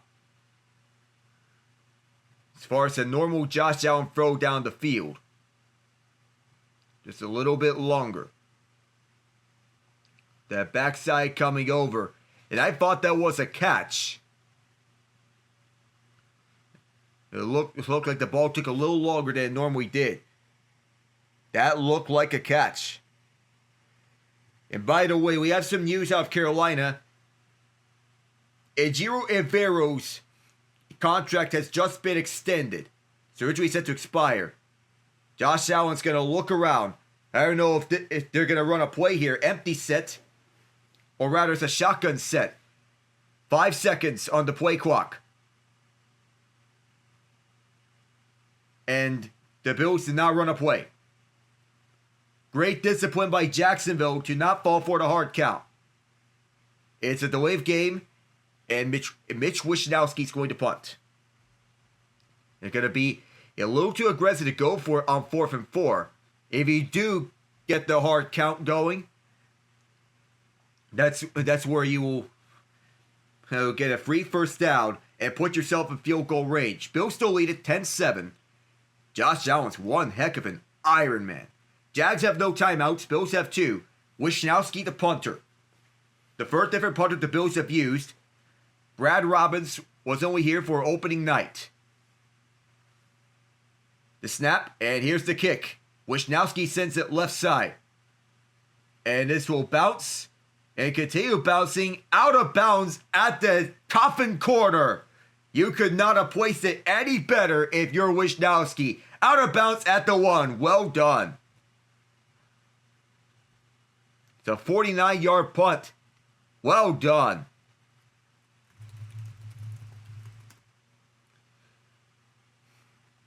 Oh, and there you go. It's very hard to get a 99-yard drive going. But here, this will be the case.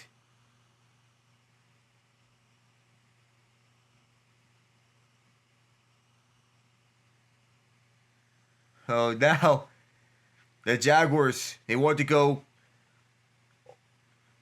into field goal range. That will be all they can muster out of this with 1:05 left and no timeouts. It bounced out of bounds at the 1, the coffin corner. Sam Franklin Jr. also helped out in downing the ball. A sideline camera was there for that. LaQuint Allen Jr. is in for this game as the third running back. They're going to say it bounced out at the 3, coffin corner, inside the 5. Shotgun set with 2 left and 2 right. Going to go 2-minute drill here. Dangerous place to start. Lawrence at his own end zone. He has to get away. He's rolling towards his left. He's going to run on his own. Lawrence with the first down onto the 20-yard line where he is down. Thomas and Thompson having to be separated. Jaguars having to clock it. Clock showing at 42, 41, 40. Everybody set on a shotgun set with 3 receivers right, 1 left. 36, 35, 34. Oh, an early move. That's on Walker Little. And that's going to be a 10-second runoff as well.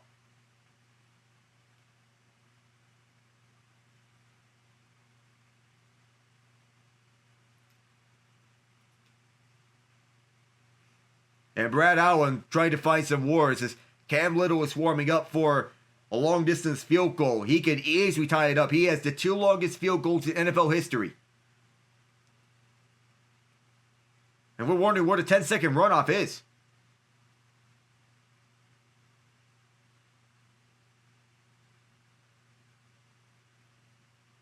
So the clock is reset to 34 seconds.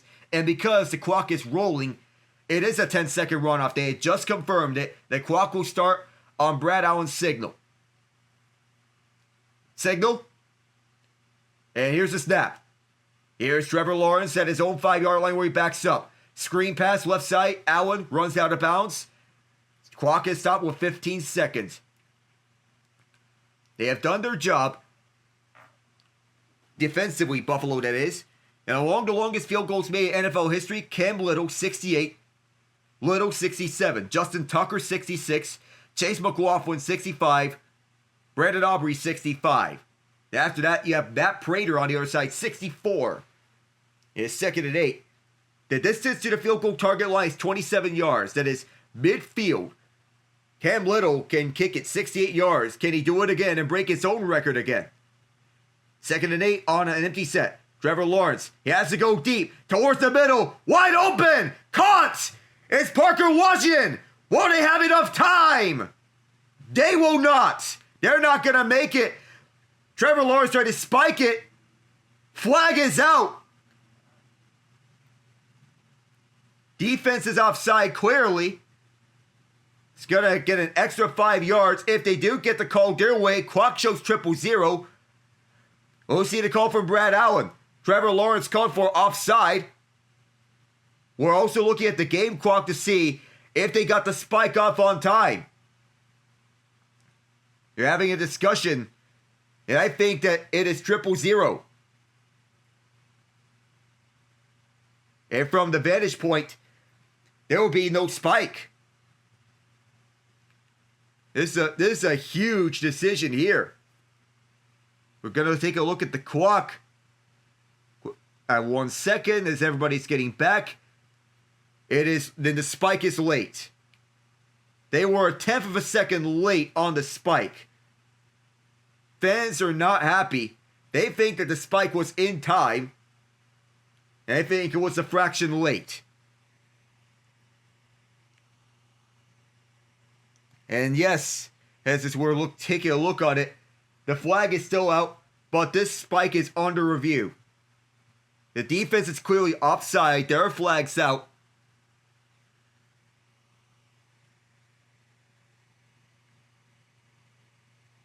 Well, now, the defense was caught offside, of course. The center's hand movement. We're also looking at the center's hand movement. It is so close. It looks like they're also looking at that center's hand movement. And they're still talking it over. Now we have a call.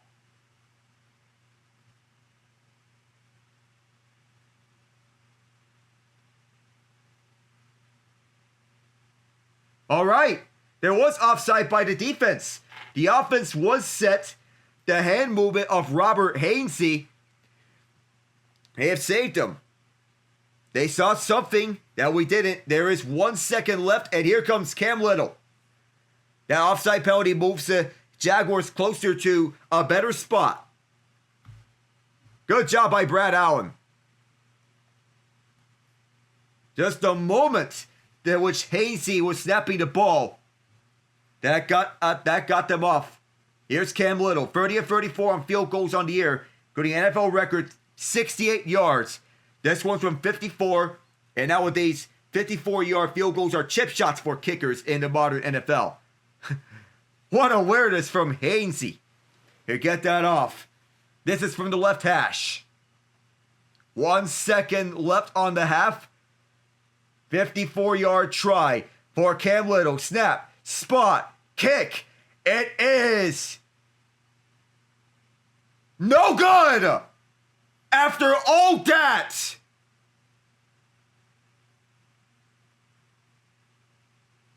he made his last 20 field goals, including that 67-yarder in the final week of the regular season. And he pulled this one wide left. All of that sequence ended up for a big donut hole. And in the end, the Bills lead 10-7. When we come back, it'll be the halftime report. I am Alec Nava. We'll see you then, everyone.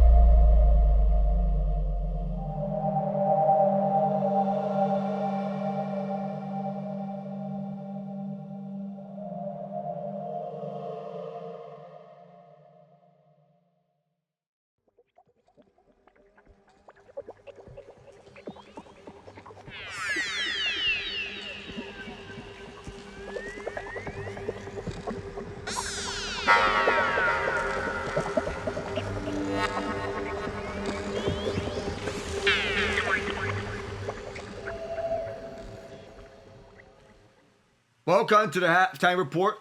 I am Alec Nava. What a sequence to end off that first half. Incredible awareness by Robert Hainsey with 1/10 of a second left.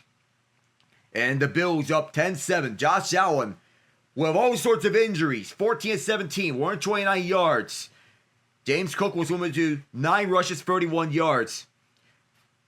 There have been 9 different receivers who caught a pass for the Bills. 5 of them were from Khalil Shakir. 5 catches, 31 yards. Keon Coleman, Brandon Cooks, Tyrell Shavers, Gabe Davis, Dalton Kincaid, Frank Gore Jr., Dawson Knox, and James Cook were the others. Ray Davis lost a fumble on the kickoff. It was recovered by Devin Lloyd. Shaq Thompson had an interception. For the Jaguars, it's Trevor Lawrence. 9-15, 88 yards, 1 touchdown, 1 interception. Bayshore Tootin had 4 rushes for 51 yards. As a team, they have 99 rushing yards total. Travis Etienne, 3 carries for 22 yards. Parker Washington, 1 catch, 34 yards. Brian Thomas Jr.'s lone catch was a touchdown catch. To go on for the recap, we're going to get Andrew in here. How are we doing, Andrew? How are we doing, Alec? How are you today? Oh, man. Such a good day. How are you feeling about tomorrow for your Steelers? You know, both sides are mirror images of one another. The Texans are a more talented version of the Steelers, in which they're defense first, ask questions later type of group. And we're honestly more of the same way that which the Texans employ. Defense first, ask questions later. And the difference here is whose offense is going to show up more. Whose defense is going to make the bigger plays. We know about the Texans defense. They have playmakers all over the field. The Pittsburgh defense has the front 7 being loaded with playmakers, especially on the defensive line. Joey Porter Jr. on the secondary, no slouch, one of the best corners in the league. But Derek Stingley Jr. has an argument for the best corner in football right now. The difference is going to be between who makes the bigger plays between C.J. Stroud and Aaron Rodgers. True. What about, you think Kenneth Gainwell needs to have a good game too for the Steelers to have a chance? You know, Gainwell's going to be an X factor for us to have a chance for tomorrow's game. That he's named team MVP for him leading the way in scrimmage yards for us. That came out of nowhere because I was expecting someone like DK Metcalf to be named team MVP. But Gainwell, of all people, is a pleasant surprise given that he's a backup running back. And he's alternating carries between him and Jaylen Warren. And the two have had their bright moments. True. But I like Gainwell. He's a X factor, gritty guy, an Arthur Smith kind of guy. Yep, he's the kind of guy that suits best for this kind of offense. He was a Super Bowl champion just last season with the Eagles, and now he brings that championship experience over to Pittsburgh, so that's much needed. Yeah. So I'm watching this game. I'm curious for you. Who do you think is the next NFL team to move cities? I don't know. Because that's a very tough question. I just don't see an argument for a team right now. This is just a wait and see type of question. True. Well, I mean, I guess if you really want to get technical, the Chiefs are moving to Kansas. Technically, the other side of Kansas City. And the Jaguars are moving to Orlando in 2027 for stadium renovations. So, if it's stadium renovations, then that could be. But please, less dome stadiums, please. Please keep the outdoor stadiums. It's art. Outdoor stadiums are art. I feel like a true move, like how the Chargers moved from San Diego to LA. Yeah, that was a true move. And if anything, oh my goodness, this is such a topic that you can't hang your head around. So for the moment, the Jacksonville Jaguars might be referred to as probably the Orlando Jaguars at the time in which the stadium is getting renovated. But I would not want the stadium to be turned into an indoor stadium, unless if the stadium is cold, but there are certain stadiums in which they're cold and they are kept outdoor stadiums. Take a look at Buffalo's new stadium that's set to be up next season. Outdoor, climate controlled. Well, I think that's just for the field, though. Yeah. But not necessarily for the like the fans, and then the players will still feel like a true Buffalo winter, but the snow won't stick on the field. Yeah, and also that's the kind of blueprint in which I want the Chiefs to have. Outdoor stadium, but you keep the climate control old aspects of it. Take a page out the Bills playbook on making new stadiums. Outdoors, climate controlled. True. Thoughts on what about expansion? Do you think they'll expand? Well, given that we're seeing a rise in audiences, this is a tough question to ponder. But it feels that soon enough we could see it. I don't know. Not saying we will, but we could. Were you thinking a new team, Toronto, or? I mean, if you want a Canadian team, that could be the first guess. Well, I mean, if you also want to think of getting something that's beneficial to players, the NFL also needs a developmental league. Say, if you want to sign a contract with the UFL so as to make it a developmental league for the NFL, that could help out a lot. So let's say expansion. A lot has been made about Salt Lake City, San Antonio. You could say Portland. But have the Mammoth fans impressed you so far this year? Where you think Salt Lake City deserves an NFL team? To say the least. For everything I said about how Mammoth, the Utah and all of that outside of sports, Utah sports fans show up almost all the time. They pack the house no matter what. So if a Utah football game is to take place, or whatever NFL team comes there, it's going to be a packed house. Oh, yeah. And hey, those Jazz playoff games are pretty good, too. Oh, yeah. That's going to bode a lot. Maybe you could say St. Louis if they want to give them something new. And, the wounds from the Rams moving to Los Angeles may never truly be healed, but at least it could be something. Do you think the Cardinals will move? The Arizona Cardinals? Mm-hmm. Nah, they're staying. They're staying. But they need to get something because this team is stuck in mud. Yeesh. Yeah, well, Steelers are also stuck in mud a little, but... Not to that extent. What do you think of the Harbaugh firing? Do you see him being the D coordinator for the Steelers next year?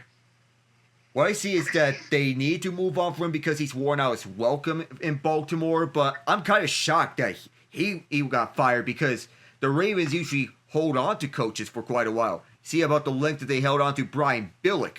They hold on to John Harbaugh for quite a long time, but they felt there was time to move on and a change in coach was needed. So I respect them for that.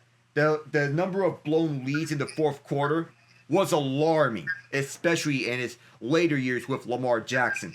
Now you need to, if I'm the Ravens, I go someone younger. Say Quint Kubiak or Chris Shula if you want to boost this defense. As for Harbaugh, I see him getting another head coaching gig. I think the most logical place he can go to, hear me out, Green Bay, if Matt LaFleur is fired. Yeah, I can see it.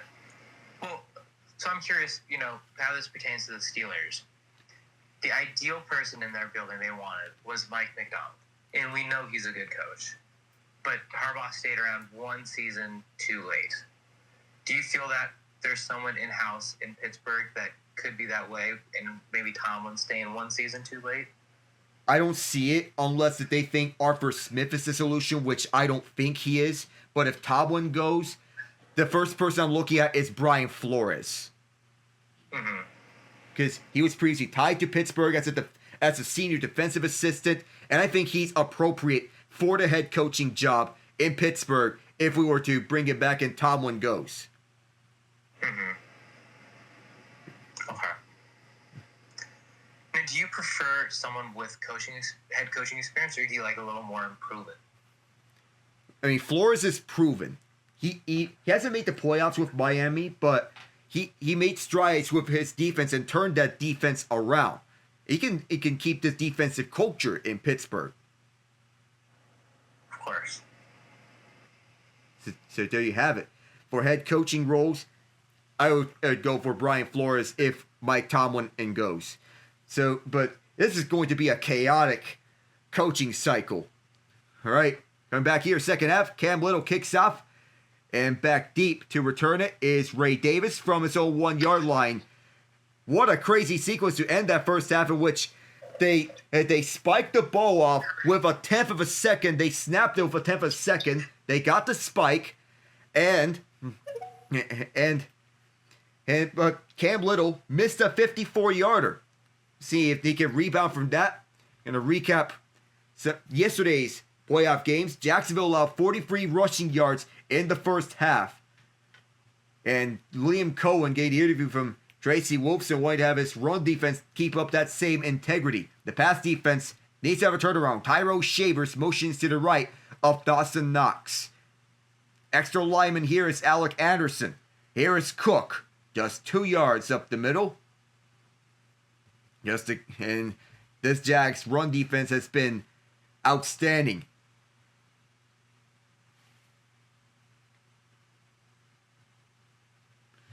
And you have a feeling that both of them are feeling out each other.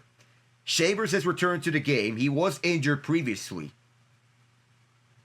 2nd and 9. They are going to roll 1 yard. First down marker is the 36-yard line. Ball is at the 27. Shotgun set with Cook, the running back. Shakir, the slot right side. Shavers wide to the right. There's one tight end to the left. That is Kincaid. Here's Allen. Well protected. Throws right side. And that's incomplete. Thrown to Shavers. 3rd and 9. In the drop back game, feels like both teams are wearing each other out. In the drop back game, if you want to get ahead of steam, you need to look at the shotgun game.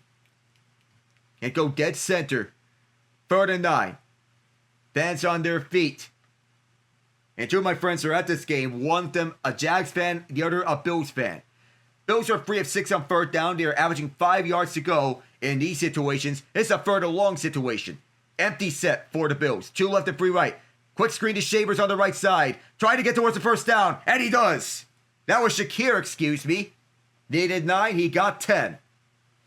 Everybody was covered up. And everybody played their blocking assignments for Khalil Shakir. Trayvon Walker blocked off nicely by Dawson Knox, who can be both a receiver and a blocker from the tight end spot. There are 2 defensive backs on the right side. They are Jones and Montaric Brown. Well accounted for. And the spin move that Shakir hit on Jones. 15th completion for Josh Allen. 139 yards total. Shakir with his 6th catch. 41 yards total. Play fake to Cook. Allen pump fakes. Now going towards the middle. Wide open. It's Shakir again. Into Jaguars territory. First down. On the other side to 50. It's a gain of 18. He can take a hit. He can stand onto the lane and haul in the tough catch. His 7th catch of the day as Josh Allen takes a hit from Josh Hines-Allen. The same name battle going on place here. 58 receiving yards on the day for Shakir. He's averaging 44.9 a year. Shavers motions left. He's going to come back right. Jaguars think there was movement up front. Allen goes other side for Cook. Oh, he was upended by Greg Newsome with the boomstick. Limits him to 4 as he got leveled by Newsome. James Cook has been pounded time and time again on the run, this time on the pass as he was leveled and lands on his head on the hit stick from Newsome coming over from Cleveland.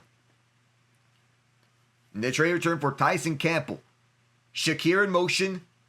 Shotgun set for the Bills. Draw play. Cook gets just 1.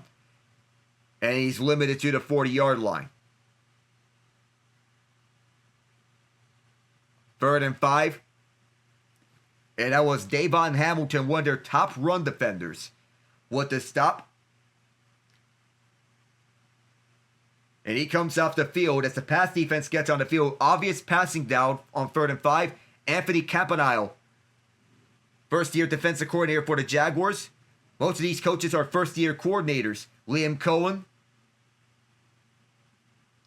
And take a look out for Josh Allen's legs if he decides to run it. Bills are 4 of 7 on 3rd down, including one earlier in this drive. Shakir in motion. They get it off in time. Allen throws left side. Here's Gabe Davis for the first down. They say he got enough. He had 4 touchdowns in the 13 seconds game. Came over from Buffalo via Jacksonville. He's a free agent and he stepped out. They're going to mark it very close. I think he got enough. Josh Allen trusts him so much. He knows him so well. Came back to his first stint when he was the wide receiver 2 to Stephon Diggs. Motioning right is Cook. Allen on the rollout. Well protected. Now stepping up, trying to get away. And he gets past the line of scrimmage. He gets to the 33. Wrapped up by Josh Hines-Allen. It's a run of 2 yards. Josh Allen against Josh Hines-Allen is a play in which the Bills have ran time and time again. Buffalo relies on the second half a lot this season. In the first half, they have a minus 11 point differential. That's 21st in the league. A plus 121 point differential in the second half. Tops in the league. 2nd and 8. We're already 5 minutes into this third quarter. James Cook gets the rock. And he doesn't get much. Just 3 yards. Doesn't get the extra push. Stuffed at the 30-yard line. He'll see what the Bills do on 3rd and 5. They've converted their first 2 third downs. They're going to sub Cook out. Remember, the Bills have called up Frank Gore Jr. and Andre Jones Jr. in the wake of injuries. Jones is on elevation in the absence of Terrell Bernard. Ray Davis out there as the backup running back to Cook. Shotgun set from the 30-yard line. They need to get to the 25. Motion left to Shakir. And here is Dawson Knox. They will call a timeout. A flag is out, actually. Knox, the false start. It'll be 3rd and 10.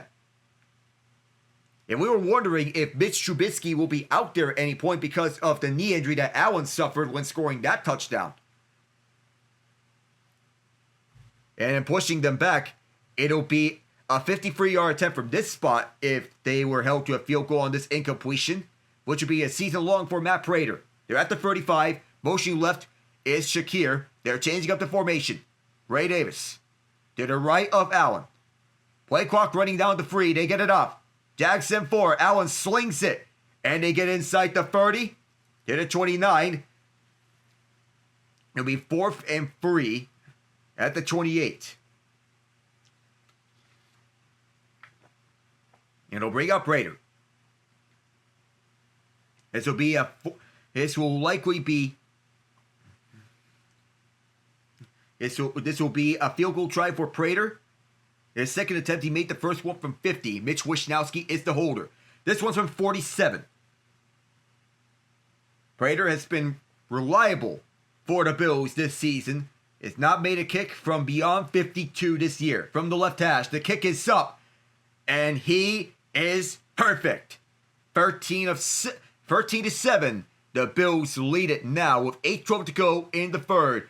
They're the best second half team in the league by point differential, going up against the best team in the league since week 11 by point differential. We'll be right back in a moment.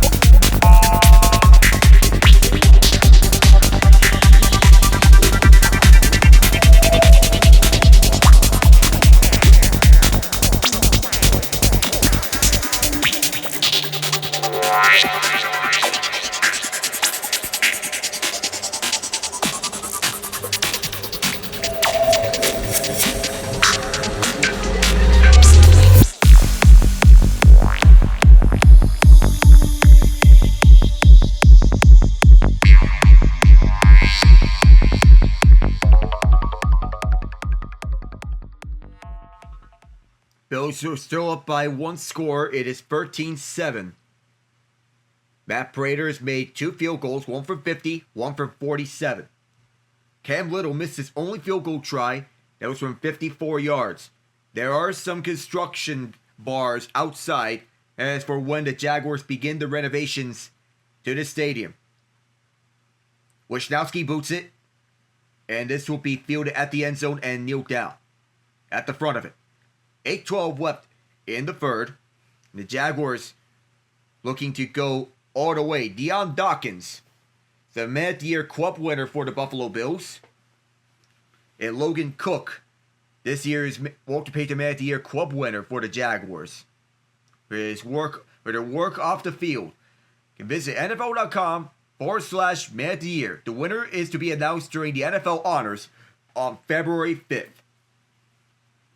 Both men are on the sideline of Cook warming up his punts. 24:08 is the time possession for the Bills, 12:40 for the Jaguars. Motioning left and right is Strange. Jacksonville changing up the formation. Trevor Lawrence now at the shotgun with Travis Etienne as his running back. Looking towards the left side, it's Washington.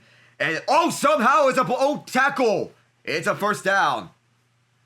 You have him back onto the field, and already he's making an impact with Washington. He was out for some drives. Tim Patrick took his place, came back, and Dorian Williams somehow blew the tackle on him. Christian Benford focused on Jacoby Myers. That helped out the Jags a lot. Second catch for Washington. That went for 13 yards. They're at the 48-yard line. He motions right.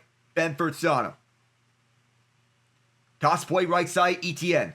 Etienne for a hole. Etienne first down. Etienne slowed up. Etienne past the 30. And down to 26. The running game continues to get established by Duval. They're doing a lot here. 26 big ones for Etienne. He zooms past the defense on the right side. Big hole to move through as Anton Harrison and Jacoby Myers set it up. And Myers with a huge block right on Joey Bosa of all people.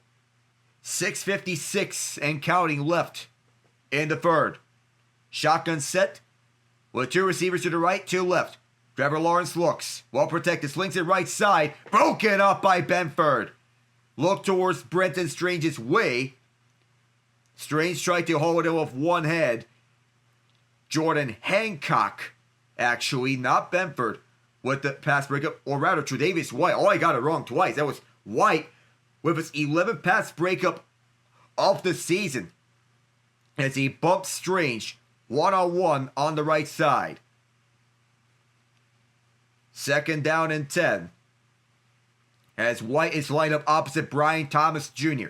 Clock stop with 6:44. Taron Johnson is the slot man. He changes places with Matt Milano. Motioning left is Myers. Lawrence on the draw. Lawrence slowed up. Cannot get any room. Only gets back to the line of scrimmage. And the Bills hold him off as TJ Sanders and Greg Russo limit them to a run of 0 yards. You remember that field goal to end off that first half in which they missed? It's one of the more physical games that we have seen here. It's one of those games in which it's every man for himself. 13-7, Bills lead. And the Jags, who have not been very good on third down, are 0 for 2 on third and long. They're 1 for 4 on the day. Shotgun set, 2 left and 2 right. Bills send just 3. Lawrence towards the middle. Broken up and nearly intercepted. Tre'Davious White in front. He has been everywhere in this series, denying Brenton Strange twice. So close to a touchdown as White almost had the interception right onto his hands. A seam onto the inside. And all of a sudden, Cam Little is out there to kick the field goal from 43 yards right hash. He missed one from 54 earlier. This one's a little easier for him. And this one is good. Jags are within 3. They would have been better off if they got a touchdown from Strange, but it was nearly intercepted by Trey White and a reopening of the goalie academy. It's 13-10 Bills. We'll be right back.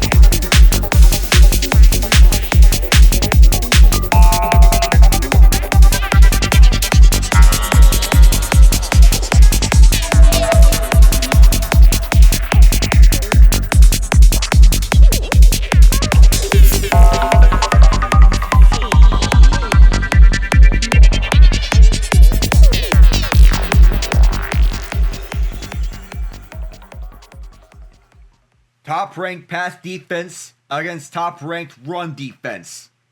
Battle of best on best. As the Bills also have the best running back group in the league. And essentially James Cook makes it a one-man running back crew. He's the best running back the Bills have had in the Josh Allen era. All throughout. It's booted by Little. And this will be returned from the 1-yard line. Straight away, over towards the left is Davis. Ray Davis back to the 31. Decent return for him.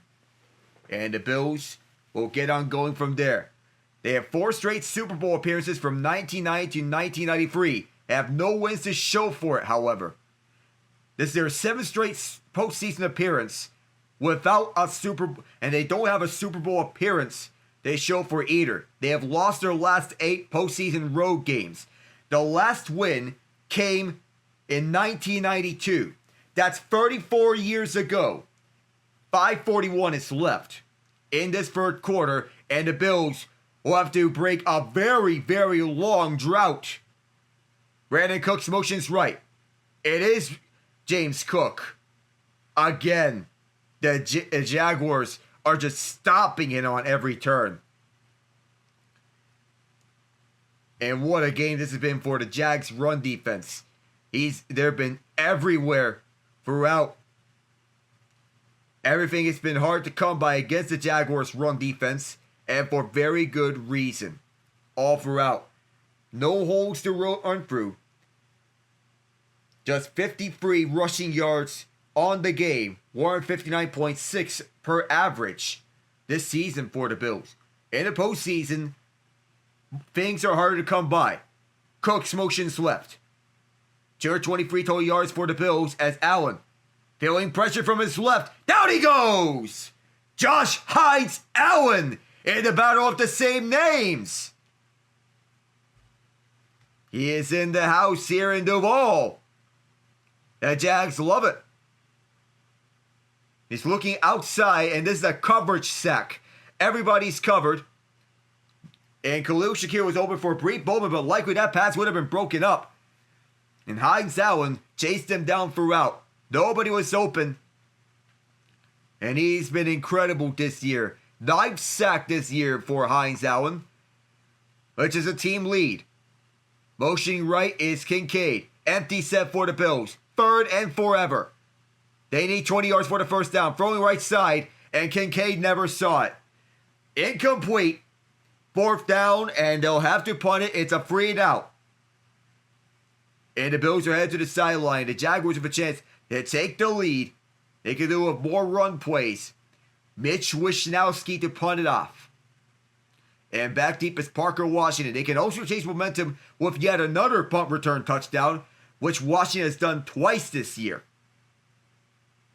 Davis is the gunner. He's the blocker here for Wishnowsky as it's sent. Not a good kick. It bounces out of bounds close to about the 36-yard line. They're going to mark it at the 38. 41 yards officially for Wishnowsky. So that's where they'll mark it. And the Jags with excellent field position to begin their next drive. Wishnowsky wanted more, but no. We'll return in a moment.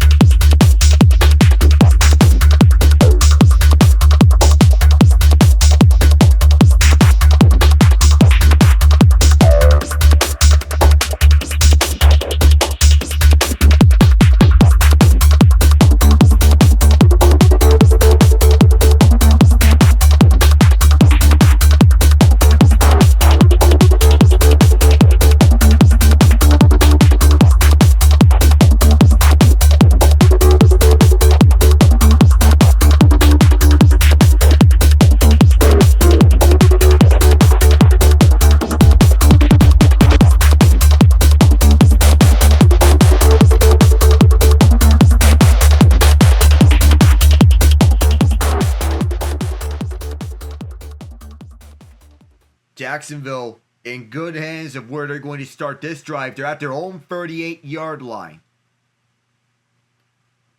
And if they win this, they'll face either the Patriots, if they win tonight, or the second lowest remaining seed of any team. The Broncos will face the lowest remaining seed of Wild Card round. Here's Etienne up the middle. Has some room. That's closed out by Dorian Williams. 5 yards for Travis Etienne. And tomorrow, the game will take place at Heinz Field, which is where the NFL draft will take place. And all the holes in which Etienne has had to run through have been huge. So were for Teuton. If you look at it closer, a lot of success has been there for both Etienne and Teuton on the ground game. 115.1 yards per game on the season. Etienne, this time he stuffed one of the rare times in which the run game has been shut down as Brenton Strange got thrown down by Andre Jones Jr. 3rd and 5. And you think that the Jaguars could do something. Probably pass it. Normally these would be passing situations. But knowing how good the Jaguars run game is against the Bills run defense, this could be a running play for the Jaguars. They're showing pass. to left and to right. Shotgun set with Tootin, the running back. Washington is motioning right. Lawrence to pass it. Facing a blitz. Airs it out right side. And it is caught by Brian Thomas Jr., the much maligned receiver for the Jaguars. Hauls it in past the Bills' 40-yard line. Not tight enough coverage from Jordan Hancock, the rookie. And Tre'Davious White was focused on his assignment. Draw play of at least 10 yards for the Jags, and here's Tootin. He's been electric today. 3 yards. Tried to get outside, excuse me, that was Hines-Allen Jr. And Trevor Lawrence that we have seen throughout this game is a Trevor Lawrence that was hyped up to be coming out of Clemson. Going up against Josh Allen, who has been a fire god for the Bills. It's been carrying this team on his back throughout. 2nd and 7. Shaq Thompson subs in. And motioning right is Johnny Munt, the backup tight end. Single back with ETN, the running back. Toss play right side for ETN with a block from Anton Harrison. Forced out to the right side by Thompson. Hancock was there too. It'll now be 3rd down. And you learn the team that you are used to throughout. You'll learn them well in advance. You review film. And Liam Cohen always has his guys prepped up for games like these. Even in the face of adversity, they are well prepared. Now this is a case of will they run it or will they throw it? 3rd and 2. On the run, the Jaguars have ran for 140 yards. Play clock at 3. 2. They get it off with 1. Play fake to Tootin. Lawrence slings it right side. Hold in. 1st down past the 20 in the red zone. Parker Washington. And a catch. Sets them up for 13 yards there. 14 actually. With Chuma Edoga, the extra lineman. On this play fake. Everybody was in the box. And here, the Jaguars had the option to run it or play fake it. They chose to play fake it, and Washington got himself open. Team sweeping receiver. The 1st down at the 16-yard line. Likely got the last play of this 3rd quarter. 2 trips to the red zone. The Jaguars with 1 touchdown, no field goals. Slings it left side on a screen. This is Washington, who gets 4 yards, and that ends the 3rd quarter. They'll run things out. Bills lead it 13-10 in this low-scoring game. We'll see some 4th quarter theatrics if it comes to that. Bills lead 13-10 for 45 minutes. I am Alec Nava. See you then for the final quarter of action.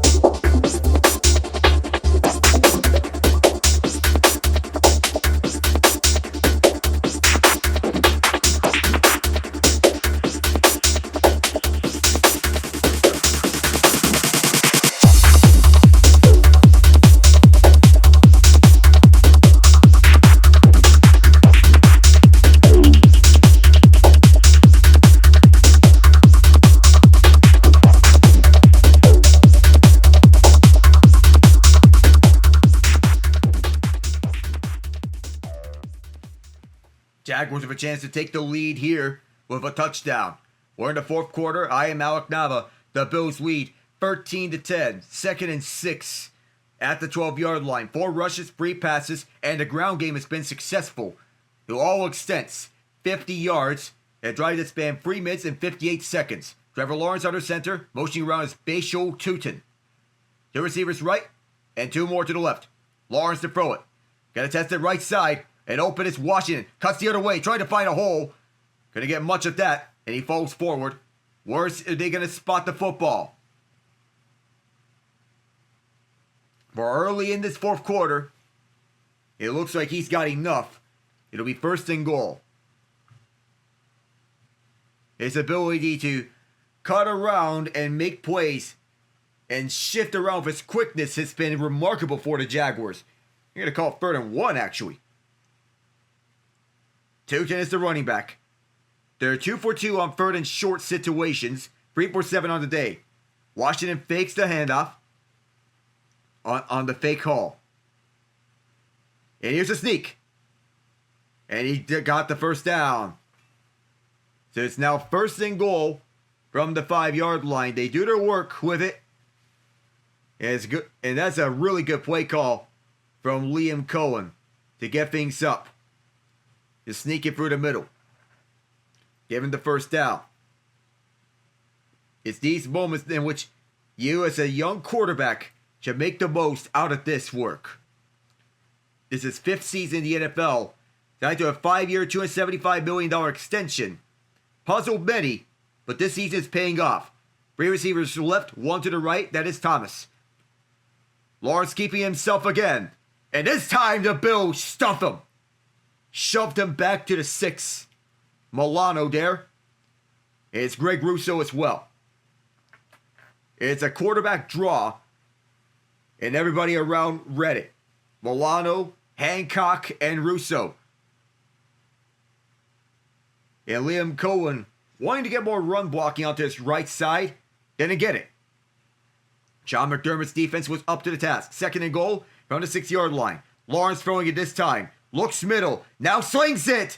And caught for the touchdown by Parker Washington.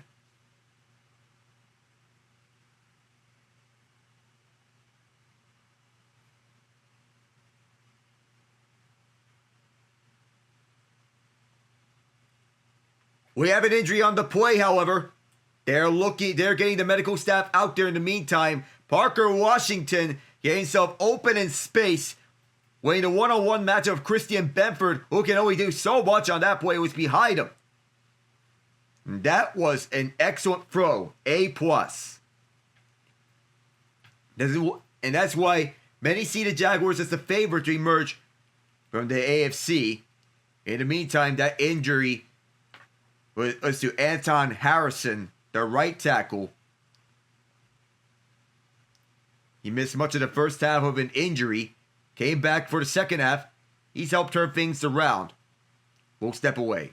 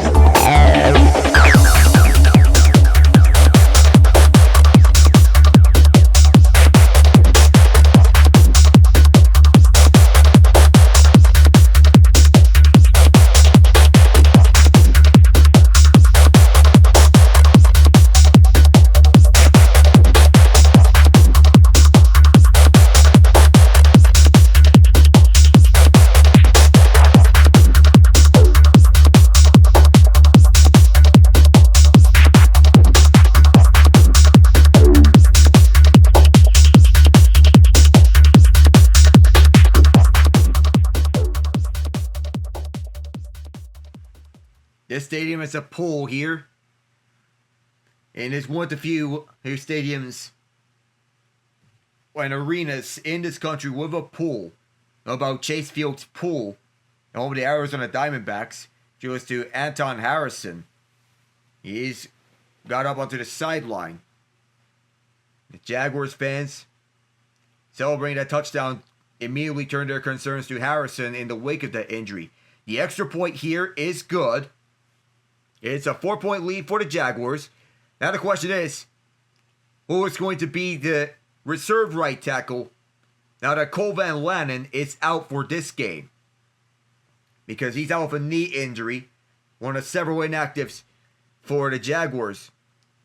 On offense, DJ Dallas, Diami Brown, Hunter Long, the inactives for the Jags. The ones on defense are Emmanuel Ogba and Mason Smith. The Bills inactives are Ty Johnson with an ankle injury, Kelaki Latu, Tylen Grable, and three injuries to the Bills defense. Terrell Bernard, Maxwell Hairston, or two injuries rather, not counting Ed Oliver, Darnell Savage Jr., and Larry Ogunjobi. The inactives, the healthy inactives on defense. So now, the Jaguars, if they advance, they'll wait. If the Bills advance, they're likely going on the road to face the Broncos unless the Chargers beat the Patriots. Little boots this as far as he can. All the way to the end zone is Davis and O'Neal. Josh Allen through pain. He's going to get this out as much as he can to lead the Bills to however much that he can with however much gas left in the tank that he has. 17-13, the Jaguars lead right now here at Everbank Stadium, which was the site of the Bills' first playoff game in 17 years. Single back set for the Bills. Keon Coleman was in motion to the left. And he comes back right. James Cook is the running back. Coleman motioning left this time again. Toss right, Cook. Gets going. Can he find some room? He does. For 7 yards. One of the few times in which he has gotten room on the day. Devin Lloyd in the vicinity is 6 yards. On the toss towards the right side. And good blocking from Spencer Brown, the right tackle. An extra push from the left tackle, Deion Dawkins. And with the number one rusher against the number one rush defense, it's usually the number one rush defense that wins. 45 yards for Cook. Adrian Peterson, 45 yards in 2015. DeMarco Murray at 75 yards. He's the number one rush defense. Play fake this time is Allen. Pump fakes, in trouble, and he's lucky to not be intercepted there. It was over the head of Devin Lloyd. And now he has 3rd and 4 coming up. There was pressure at his face on the blitz. Foye Oluokun came in. And he was hit down low from Oluokun. You don't have much time to throw it before you get brought down. If Josh Allen's going to win this, he's going to have to be a hero. 5 of 10 on the day for the Bills on 3rd down. They're at the 41. Shotgun with Ray Davis, the running back. Dalton Kincaid in motion, right then left. On 3rd and 4, slings it left side to an open Kincaid. And that's a 1st down, 7 yards. With the stop from Antonio Johnson, who's having a breakout year on Anthony Campanao's defense. An outside route on the motion, and immediately Allen made the most of that with the out route. Everything else on the inside has been tough, so Allen is forced to work the sidelines. 20 of 26 for 177 yards through 4 different injuries. Single back with Dawson Knox in motion. Jaguars trying to adjust their defense to get off of 5. Here's another play fake. Allen with good protection slings it middle. Wide open is Dawson Knox with the grab past the 30-yard line. That's the exact play the Bills needed to get moving. 24 yards for the Ole Miss product. Great call from Joe Brady, who is getting a lot of head coaching interviews, and good blocking downhill by Dalton Kincaid, who's used as a blocker, placing it right over the head and hand of Foye Oluokun. That's the second play of at least 20 yards for the Bills. The Jags have three of such on this game. Shotgun at the 28-yard line. Allen to throw it again. He looks towards the middle, in and out of the hands of Davis. Andrew Wingard in coverage, and Davis is slow to get up. He is hobbling, and he has to get off the field. It's a great throw, but you have to hang on to that, knowing that you're going to get hit by Andrew Wingard. Low onto the groin, that knee bent awkwardly. That's why he's limping off slowly. Not a good sign for the Bills receiving corps, seeing that Josh Palmer is out of an injury. He is not activated, out of an ankle injury. And Davis is getting helped off onto the sideline. You remember that his season was cut short in Jacksonville. Josh Palmer's been IR over the week. Now what do? You have Tyrell Shavers back onto the game. Keon Coleman is in. Brandon Cooks takes the place of Shavers. Three receivers, Cooks, Shavers, and Cooks, Coleman, and Shakir. 189 passing yards on the day for Josh Allen. A day in which there's not a lot of passing yards. Just one safety back deep. It's a down low pass for Coleman, who's got it to the 24-yard line. Just a short pass. Take what's given to you. It's going to be third down. And the Jaguars are trying to make sure you don't give this game away. Davis left is just 10 games with the Jaguars last season. 4 yards for Coleman. It's going to be 3rd and 6. Jags fans waving their towels. Shakir's the slot man. He has 9 catches for 67 yards. 6 of 8 on third down passing, 4 first downs gained, 44 yards. Play clock's running down. They get it off with 1. Allen throwing it. He's going to run up the middle. He has a wide open hole. He slides to avoid contact. He's starting to give himself up. They're going to rule it a first down. He is physically down by contact. Do remember he's playing through 4 different injuries. The Bills hurry up to the line so as to avoid a challenge. Oh, here comes the challenge flag. Liam Cohen saw it. We have the challenge flag from Cohen. Jacksonville is challenging the first down ruling.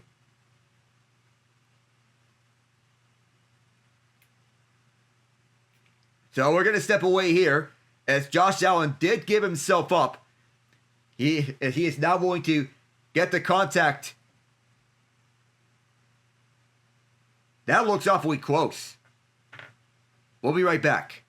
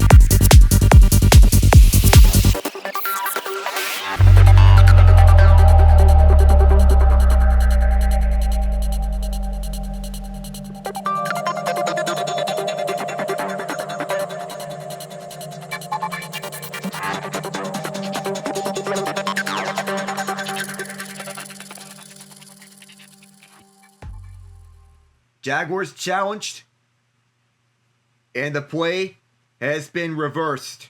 It is a successful challenge. Josh Allen gave himself up by a fraction of an inch short of the first down. It's going to be 4th and a fraction of a yard. So both coaches are 2 for 2 on challenges. Sean McDermott successful on his lone challenge. Liam Cohen successful on his. Is this going to be a tush push here? Reggie Gilliam setting up as a fullback right behind Josh Allen. Extra lineman is Alec Anderson. Jaguars bunch up the line preparing for the push. Here it comes, and it's a first down. And gets an extra 3 yards as a result. And some pushing and shoving in the middle of the play. Alec Anderson was up ahead. And this is a play that the Bills know so well. Reggie Gilliam got some assistance onto Allen to get that hole. Deion Dawkins as well. And this play was stopped a lot by Steve Spagnuolo and the Chiefs defense last season. 3 times. 3 rushes, 5 passes on this drive, 50 yards. It looked like he had it. Shotgun set with Shakir motioning left. Allen pump fakes. Now he goes left side for Kincaid. Touchdown! Josh Allen finds his safety valve. Dalton Kincaid to go up by 2. The Bills strike right back after a long touchdown drive by the Jaguars. And they get the lead. And this is why it's very hard to count out Allen and the Bills at any point. Sure, they don't have a road playoff win in the Josh Allen era or the Sean McDermott era, but they're a tough out. Allen recognized that Kincaid was wide open, uncovered, and he ran it untouched after the catch. 6 receiving touchdown this season. The extra point from Prater is good, and it's a 3-point lead. 20-17, Buffalo leads it. Here at Duval. Another 4th quarter full of drama and action. Both teams have exchanged offensive touchdowns. Can Jacksonville answer? We'll be right back.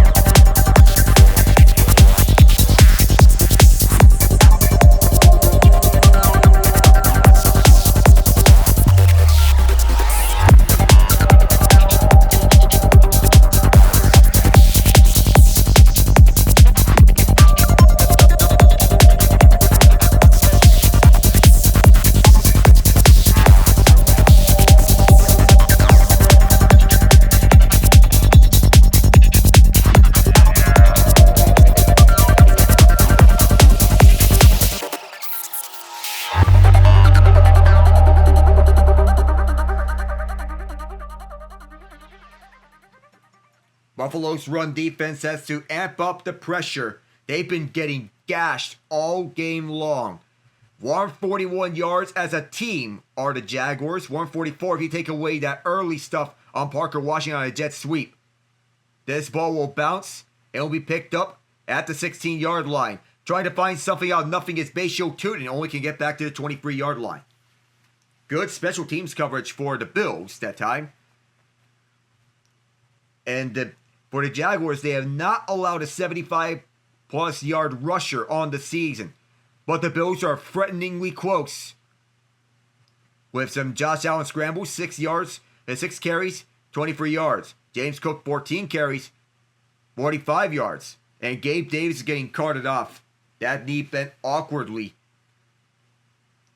Trevor Lawrence in a single back set. And the Jaguars looking to get rolling. Parker Washington's in motion. Play fake to Etienne. Lawrence to throw it. Towards the right side. Out of bounds. The closing receiver was Parker Washington. This is his third career postseason game. 1-1 in his career so far. One against the Chargers. Lost to the Chiefs in 2022 with Doug Peterson as his head coach. Which I covered that second game.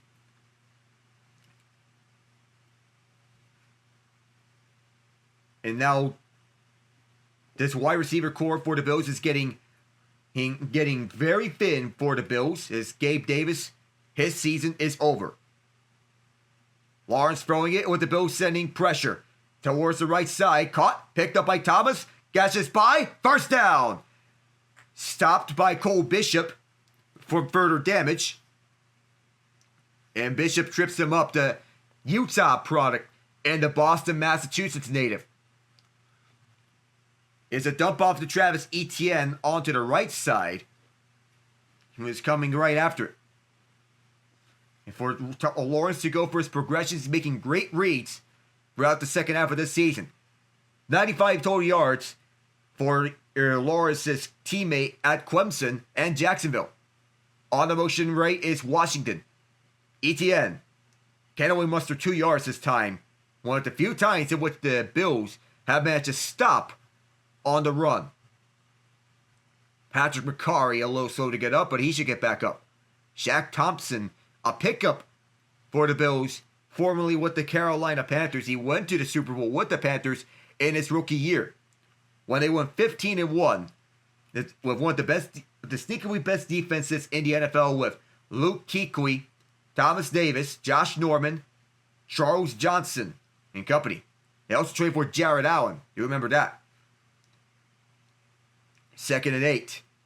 On a shotgun set. Trevor Lawrence using Peyton Manning audibles, and that pass is underthrown.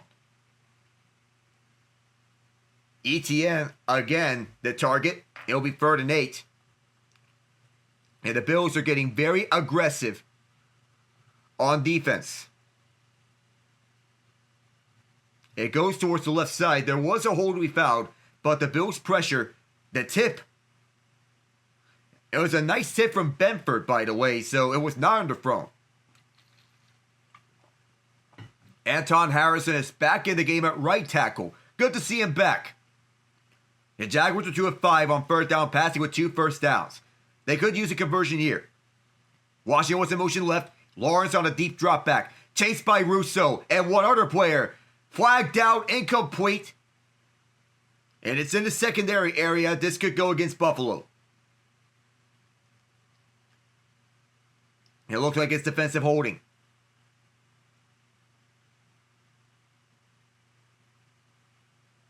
Christian Benford this time. He's looking around saying, what did I do?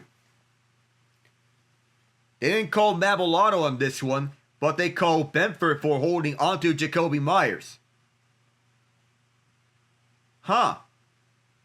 It's 3rd and 8. That gives the Jags a free first down to maneuver through. Bills need a stop. I thought that Milano was getting called for it, but no. That's a huge play for the Jags to stay alive in this drive. 20-17, Buffalo leads. Tim Patrick is in at receiver. Chuma Edoga is the extra lineman here. Reporting is eligible. The 2 receivers to the right are split out wide. Play fake, and here's Lawrence, well protected before the pressure gets to him. And no flag! Tim Patrick's looking for it. And Taron Johnson did not turn his head around. He was the man responsible for covering Patrick. There is no flag for pass interference. We're looking at Brad Allen right now. And they're coming right after Trevor Lawrence as Joey Bosa drove him to the ground. Had to throw this ball on a 50-50 ball. Johnson, he did turn his head around at the last moment, but fans are upset knowing that this was not a pass interference. Here's Lawrence. He even get downfield. Wide open. Parker Washington to the 25. One of the most impressive Jaguars on the year. Has had himself a season for the ages. 31 yards to make up for that. As he tells the Bills, the bull don't lie. It was a short pass, but this is initially supposed to be a short pass, but there's a deep in route for Parker Washington to open himself up. That's one of the best throws of the game for Washington. 7 catches, 107 yards, and a touchdown for Washington. Lawrence, pitch over to Washington. Gets the edge on Bosa. Washington, out of bounds, 5 yards. How about this kid? With 6:10 to go, the Jags are within a field goal. But remember, if they go up by a touchdown here, they're leaving Josh Allen with too much time to operate. A lot of plays to be made here. This is the third game this season for Washington with at least 100 receiving yards. Bosa subs out. They're going to see a lot more from the Jaguars passing game. The running game has been excellent. Single back is ETN. They'll give it to him. ETN cuts the edge on Milano. ETN forced out by Benford. Smart play to force him out. It'll be 3rd and 1. And you may expect that the Jaguars may convert this one. The defensive ends have to maintain rush lane integrity if this goes to the B gap or C gap. The Jags are perfect on 3rd and short, 3 for 3. 1 for 5 everywhere else. 1 for 2 in middle. 0 for 3 in long. 3 rushes, 5 passes. You need to have a stop here. Wildcat formation with Lawrence split out wide to the left. Here's Etienne who takes it himself. And he's got the first down. How about that call from Grant Adinsky and Liam Cohen? Wildcat formation, run up the middle. It's crazy how things can come down to a snap. It was a bad snap by Hainsey too. And Trevor Lawrence doing some excellent blocking on Tre'Davious White as well. And that's football. Lawrence returns under center. And the single back set. 45 rushing yards for ETN in the second half after having 22 in the first half. It is a play fake to Washington. Lawrence lobs one for ETN. ETN's going to go untouched for the touchdown! Travis Etienne!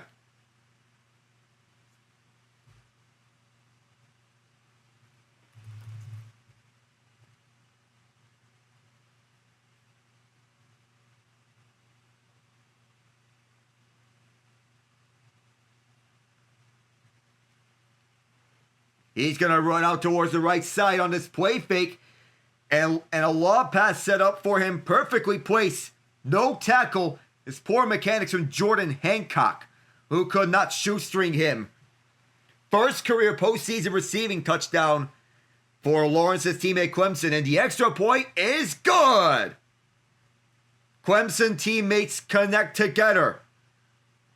However, there's 4:03 left on the clock. The Bills have 3 timeouts and a 2-minute warning to work with. That's an eternity and a half for Buffalo to maneuver. Can they pull it off? Find out when we return.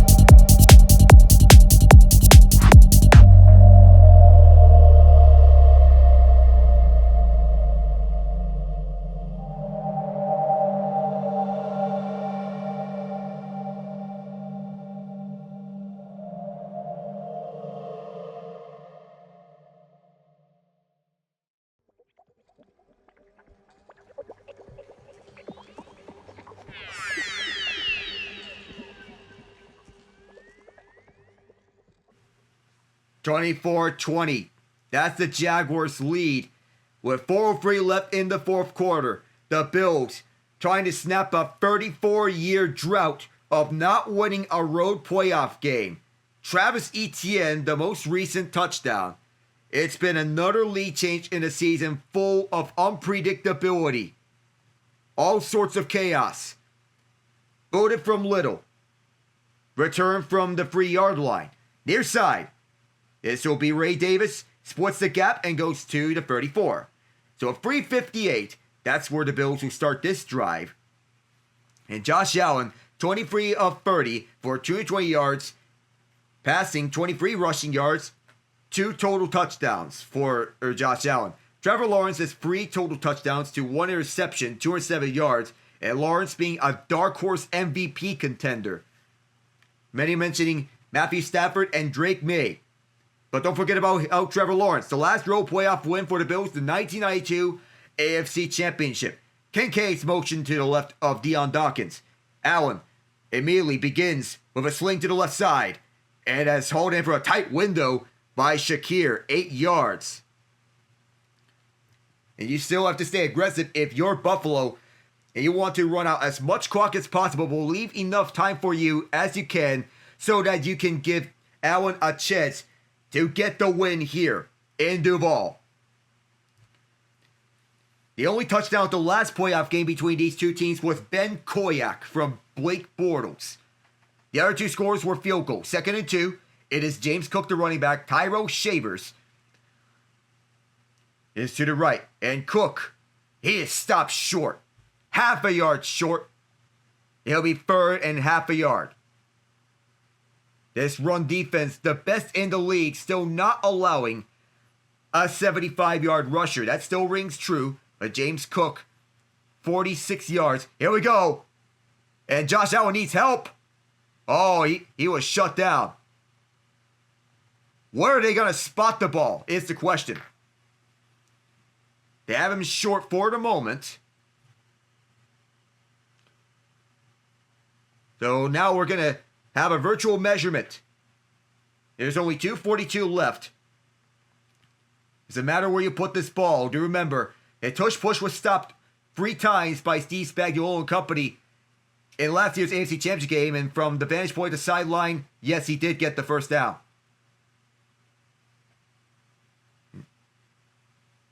Josh Allen got up and he thought he got it, which I think he did. When his back gets turned to the line, it felt like this was as clear as day. You get the virtual measurement as well. Let's see, virtual measurement. It says first down by inches. And here it is. With 2:42 left in the fourth, the Bills know they can rally behind their superstar QB. To this point, the Bills have been in a back-and-forth battle with the Jags. Toughest environment that Josh Allen has played at this season. And the Jaguars, they need to stop here. A turnover can help them out big. Allen. Blitz coming. Wide open left side. Brandon Cooks to the Jaguars 20. 37 yards of burnt grass for the speedster. Nobody came close to catching up to him until Antonio Johnson. That tackle might have been the best thing for the Bills.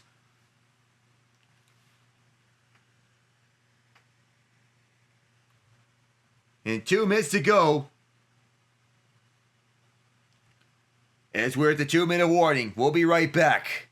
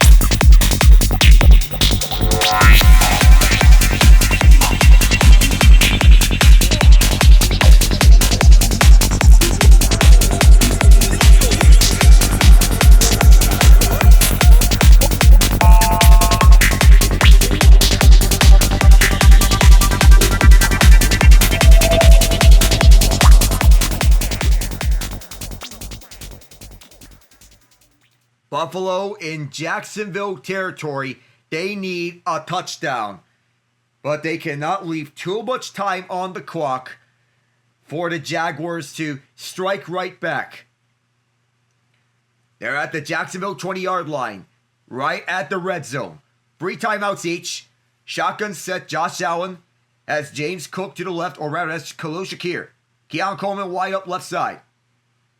Allen looks, rolls around, dumps off, and it's Knox. Limited to 2, 4 progress stopped. Right away, tackled. And that was exceptional from Brandon Cooks to haul it in. He made up for the catch that never was. Stop and stutter. And that's 40 yards of the back foot. They threw it down the field. After this play, here you go, hurry up if you're the Buffalo Bills. 3 receivers left. 1 to the right side. Ray Davis is the running back. Allen swings it out left side. Shakir trying to cover as much ground. Just 4 yards. It'll be 3rd and 4. Jacksonville uses their first timeout.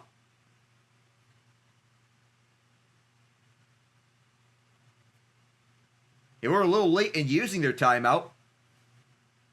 And Buffalo has 3 timeouts. You let this one go down. Jacksonville called timeout. And Liam Cohen is getting his guys all readied up. 1:16 left. And how about this thriller? Well, here it is. With 3rd and 4. As Allen and company walk back out. Josh Allen has thrown for 100 yards in this quarter alone. They're 7 of 13 on 3rd down, 3 of 7 in 3rd and middle situations. That's 4 through 7 yards. 24-20 is the Jaguars' lead. Allen has 25 career game-winning drives. None of them have happened in the postseason. It's 3rd and 5, actually. Empty set. Quick throw right side. Here's Shakir. And he wiggles. He's short. By half a yard.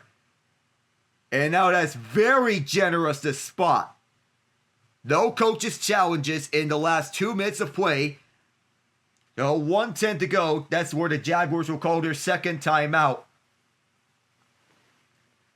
And at first glance, I didn't think he got that. It was half a yard short on the near side as he was pushed back by Montaric Brown and shoestringed by Antonio Johnson, who leads the team interception on a 2-way tie with Devin Lloyd. Brown, who has been CB2 next to Greg Newsome, has been outstanding this year. The season comes down to this for Buffalo. The Jaguars need to get a stop. 4th and half a yard.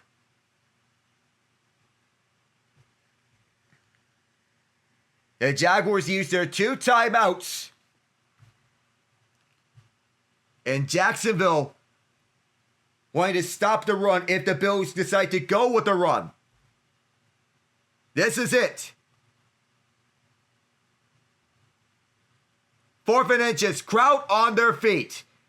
Bunch formation. Reggie Gilliam behind Allen. Here's a tush push, and Allen pushed ahead as a 1st down. He's still getting carried. Wow! A full thrust, and it's 1st and goal at the 1. They're going to give him the touchdown. That's what they're going to roll it now. But did they cross the plane?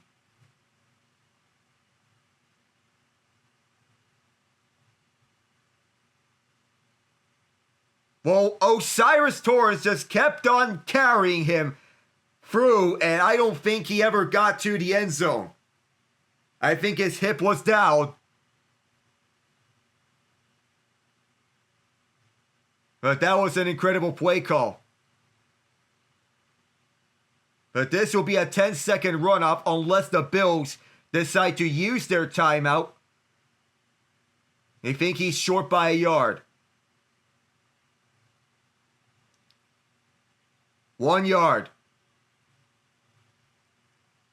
And Jaguars fans may be wanting to point at the assisting the runner review. The call is overturned, no penalty.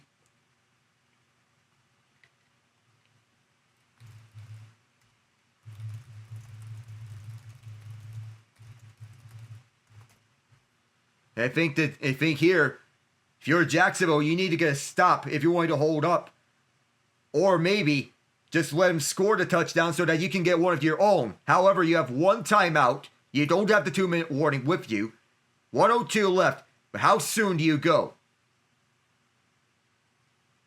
Assuming that you score this touchdown. Is Buffalo going to call the timeout? It's Jacksonville calling the timeout.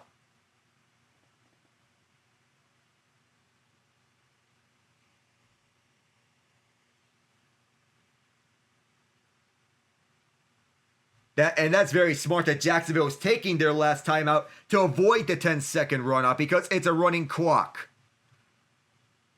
When you're this close to going on top, would it be another tush push here? Well, you don't want that here. That's the largest gain on a tush push that we've ever seen.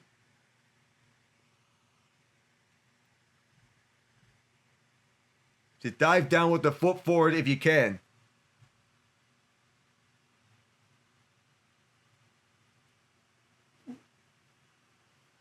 First and goal, 1:05 left. This is tush push formation again. Here they come. Touchdown. Again, they went with the tush push.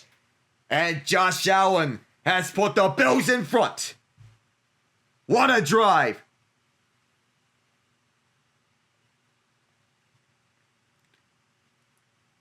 Oh my goodness.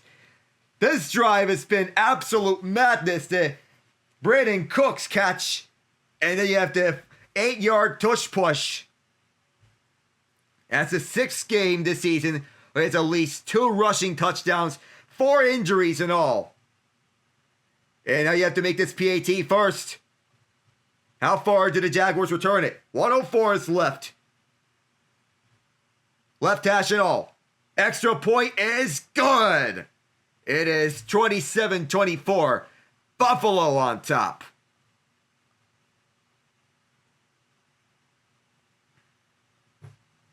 With 1:04 left.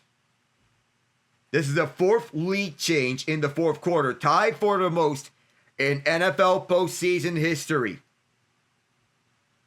We saw what happened between the Rams and Panthers yesterday. We'll recap that once this game is over. But now, we have the game clock. 1:04 left. And that's an eternity in today's NFL. Too much time to maneuver for the Jags. We know how clutch they've been. They've been able to move the football with ease throughout. The run game is basically gone for Jacksonville. Even for the Jags doing well on the run, but you have to throw the ball. There are no other options. You have to get into field goal range too. Cam Little can make up for his earlier miss at the end of the first half. Mitch Wishnowsky to put it off. Here it is on the way. This is going to be returned. Backing up to the 2-yard line. Mitchell Tootin runs it back, and he's down! Javon Solomon at the 23-yard line. 59 seconds remain. And that gives Jacksonville a longer field than they were hoping for. Cam Little is going to warm up for a potential game-winning kick. Or game-tying kick, excuse me. He has a boot of a leg. 68 yards and 67 yards. The longest and second longest field goals in NFL history. Buffalo wanting a stop. Whether it's a turnover on downs or a takeaway. Here's Trevor Lawrence out the empty set with the Bills rushing free. Towards the middle. Tipped. Intercepted. Cole Bishop has sealed the deal. Buffalo has won it. Tre'Davious White in coverage.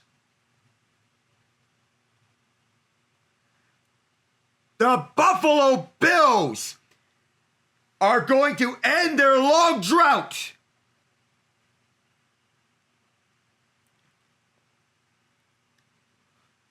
Tre'Davious White was all over this play. Tapped the ball intended for Jacoby Myers, and it landed right onto the hands of Cole Bishop. White got a hand onto it. Myers is going to go up.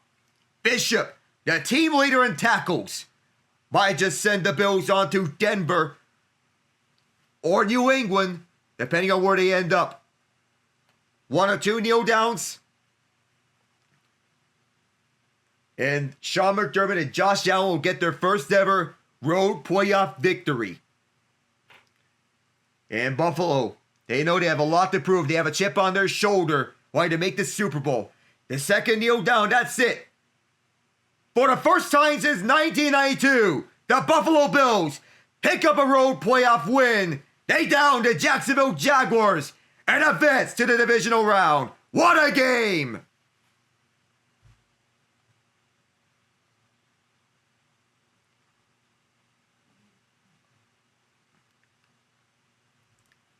Josh Allen, through 4 different injuries in this game, wills his team to a come-from-behind victory against the Jacksonville Jaguars, who some have considered the best team in the AFC. Now that they're out, who else could be considered? Buffalo pulls off the upset.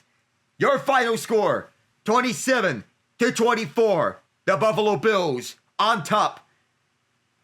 In their first road victory in the playoffs since the 1992 AFC Championship. And Josh Allen and Sean McDermott each pick up their first road victories. Allen has his first career playoff game-winning drive, finishing 28-35, 273 yards, 1 touchdown. Khalil Shakir with 12 catches, 82 yards. Allen is your player of the game. James Cook, 15 carries, 46 yards. Allen added 11 carries for 33 yards, 2 touchdowns. Ray Davis lost a fumble to Devin Lloyd on a kickoff. 2 interceptions, 1 each from Shaq Thompson and Cole Bishop. 3 pass deflections from Tre'Davious White, who has turned the clock back to his prime days. What a time for Buffalo. Trevor Lawrence, 18-30, 207 yards, 3 touchdowns, 2 interceptions, 1 of them on a tip ball. Travis Etienne with 67 rushing yards. The Jags' ground game combined for 154 rushing yards. Parker Washington had 7 catches for 107 yards and 1 touchdown. But this game showed why that Josh Allen and the Buffalo Bills are always a tough out. Wow. So now, as we go on to the recaps of yesterday's games, the Rams outlast the Panthers 34-31. That wasn't easy. For a second half stretch, it appears that they might watch their Super Bowl aspirations evaporate in Charlotte, North Carolina. But they remember who they were. But they were with enough time to make it count and escape with a 3-point victory. The Panthers playing prevent defense. We required clutch performances for nearly everyone on the day as they were otherwise sparse. But if a 4-point deficit and a massive loss staring at them, Matthew Stafford, calm, cool, and collected, fired bullet after bullet to his most trusted targets in Puka Nacua and Devontae Adams before turning to rookie Kanadi Mumpfield for a crucial game of 11. Fittingly, for a team that's popularized the 13 personnel so much this year, Stafford dropped a dime to Colby Parkinson, who had a fantastic contested catch. He mussed this defender. The drive mirrored the ease in which the Rams moved the ball in the first half. Fortunately, they found a run out of time to keep the season alive. The Panthers proved that they belong. Carolina entered as a consensus underdog, the winner of the least impressive division race in the entire NFL. They only reached the postseason by virtue of a 3-team tiebreaker. Many expected the Rams to win by multiple scores. For the first 18 minutes, that's the direction in which the game seemed to be headed. Not for long, though. They woke up, they battled, and took a 24-20 lead. But however, that offense was capitalized on timely defensive penalties, leaned on Bryce Young's arm, benefited from his willingness to scramble in the second half. Less than 3 minutes to play, the Panthers owned a 4-point lead and appeared to pull the upset. But this loss hurts. The fans can be proud of the team's effort. They were not a pushover. Stafford overcame a rough day. His recent struggles seemed to disappear in the second half, returning a sense of confidence in LA's offensive potential as they entered Wild Card weekend. The optimism proved true. Stafford and Puka Nacua carved up Carolina's defense for a pair of easy touchdown drives. He appeared locked in and ready to torch the Panthers for 4 quarters. That was until the Rams' 4th down conversion attempt in Carolina's red zone fell apart. From that point forward, everything increased in difficulty for Stafford and the Rams' passing attack. Typically reliable receivers dropped passes, and Stafford appeared to be dealing with a hand issue that seemed to affect his accuracy, especially during a rough stretch to start the second half. Fortunately, they were able to piece together a crucial touchdown drive that saw the MVP frontrunner regain his passing precision. On full display, his pass to Parkinson. Bryce Young has earned full faith in Carolina. His season proved tumultuous, either throw for 300 yards and a handful of touchdowns or prove entirely ineffective. Typically, his performances hinted at whether the Panthers won or lost games. For the first few drives, it seemed we might be in for the bad version of Young, but we got the good version of Young. Scrambling became the key that unlocked his and the offensive potential. Using his legs to extend drives, he finished the pivotal end of half possession by running for a 16-yard touchdown after he threw an interception in the middle of the first half. That score made a 3-point game and injected confidence into the entire team, powering them to battle through the final minutes of an incredibly entertaining contest. His touchdown pass to Jalen Coker had a breakout game on the big stage, finishing with 9 catches for 134 yards, was beautifully delivered, standing out as a signature moment in Young's young career. The result removed the possibility of plenty of value remains in his performance, especially entering an offseason in which they will decide whether to pick up his 5th-year option. The special teams, however, were an Achilles heel for the Rams. They left as the victors, but a concerning theme reemerged at a terrible time in the 4th. They have had special teams issues all year long, cycling through kickers and nearly watched their postseason run end because of another issue in the 3rd phase of the game. They had a 4th-quarter punt blocked in their own territory. That miscue enabled the Panthers to convert the sudden change into a late touchdown, backing the Rams to a corner. Stafford and company delivered the clutch, but if they want to make a deep playoff run, they need to clean it up. On the bright side, Harrison Mevis was reliable, nailing both his 40-plus yard field goals on a windy evening. Now for the Packers and Bears, with the Bears winning 31-27. Yet another thriller for the Bears in which they won their 7th game when they entered the final 2 minutes trailing on the season. Chicago's opening drive, a 16-play march, ended just 3 points. The Bears' first drive in the second half went similarly, leaving them with just 6 points late in the 3rd. Following a first half which they appeared more like a sift than a resistance unit, Chicago's defense clamped down, got multiple stops, and repeatedly helped position the Bears in advantageous spots. Chicago's offense clearly could not capitalize. A 4th down reception in Green Bay's red zone in the 3rd, and settling for a field goal on the next.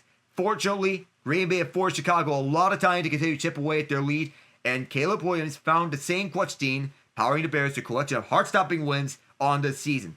This comeback required contributions from almost everyone.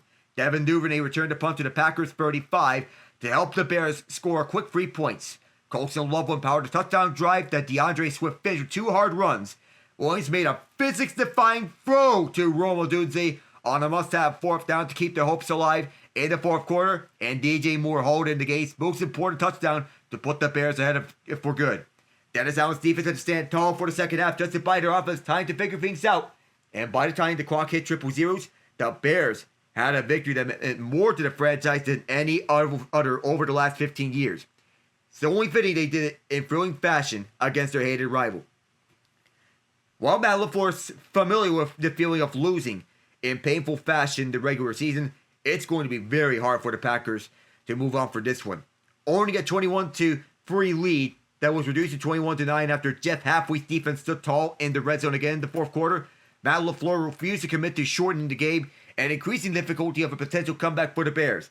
The Packers ran the ball just 3 times in the 3rd, went 3-and-out on 3 of the first 4 possessions in the second half, and held the ball for almost 5:22 by having 3 possessions in the 3rd quarter alone. It was almost as if LaFleur saw the success that Jordan Love enjoyed through the air in the first half, and couldn't resist keeping his foot on the accelerator. In short, he pulled off the greatest Kyle Shanahan in Super Bowl 51 impression, not focusing on draining clock, owning a multi-score lead and providing the opponent with additional chances to mount a comeback. Chicago capitalized and finished the job, sending the Packers into the offseason on the losing end of a torturous disintegration that could have significant implications on the future of the franchise. When the Packers lost in Week 16, LaFleur accurately claimed he felt his team controlled the game outside the final 3 minutes. He could not exert such control over a winnable contest.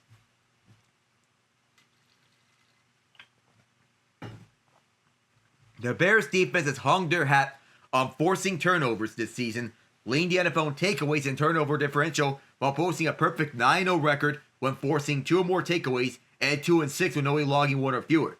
They finished this game without one. The Bears certainly had their chances when they forced Darian Kinnard to fumble, but could not land on the loose ball. In that moment, it seemed as if it might not be the Bears' night. But what they lacked in takeaways, they made up for it in the execution in the second half, shutting down a seemingly unstoppable Packers offense that proved nearly impossible to force off the field in the first 2 quarters.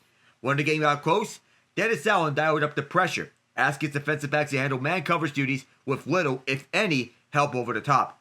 They consistently did what they were asked to do all the way to the final whistle, interrupting Jordan Love's pass to Christian Watson on the goal line before breaking up Love's desperate heave to the end zone. Chicago had a winning formula, but proved to itself that it isn't the only way to win. Jordan Love's impressive night was wasted. The final stat line doesn't suggest it, but those who watch will recognize how good Love was throughout the game. He was the engineer of a well-oiled operation in the first half, converting 4 of 6 third downs and appearing unflappable, even if his initial reads weren't open, such as when he found Romeo Doubs for a touchdown 4th and goal from Chicago's 1.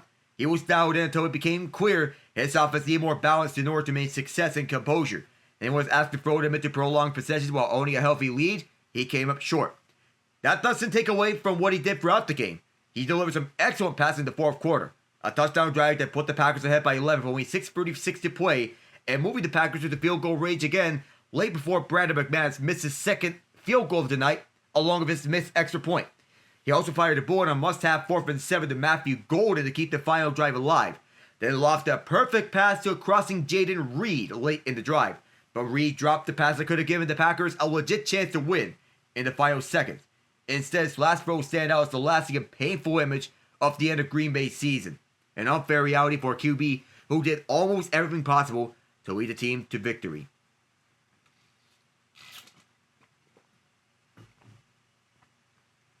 And that last week, Ben Johnson had an overly aggressive approach. One of the realities of football, it's a 4-quarter sport. For Johnson, the Bears, it's a good thing that is the case because Johnson did everything in his power to bury his team in the first half. He understandably trusted and believed in his team. He elected to go for it on 4th down 4 times in the first half, but converted just 1 of them. 2 of the 3 failures went against analytical recommendations per Next Gen Stats. 1 of those 2 gave the Packers an easy scoring opportunity with the catch in for a touchdown. Johnson largely followed the book from there, and the early decisions ultimately didn't matter, but it's worth noting continuing to track in the Bears' next playoff game. With the back of the home fans, will Johnson be as aggressive in the divisional round contest at Soldier Field, or might he come back closer towards the center? I'll find out and more for next weekend. But for now, that's going to do it. From Everbank Stadium, the Bills win 27-24 and advance to the divisional round. I'm Alec Nava, saying so long from Jacksonville.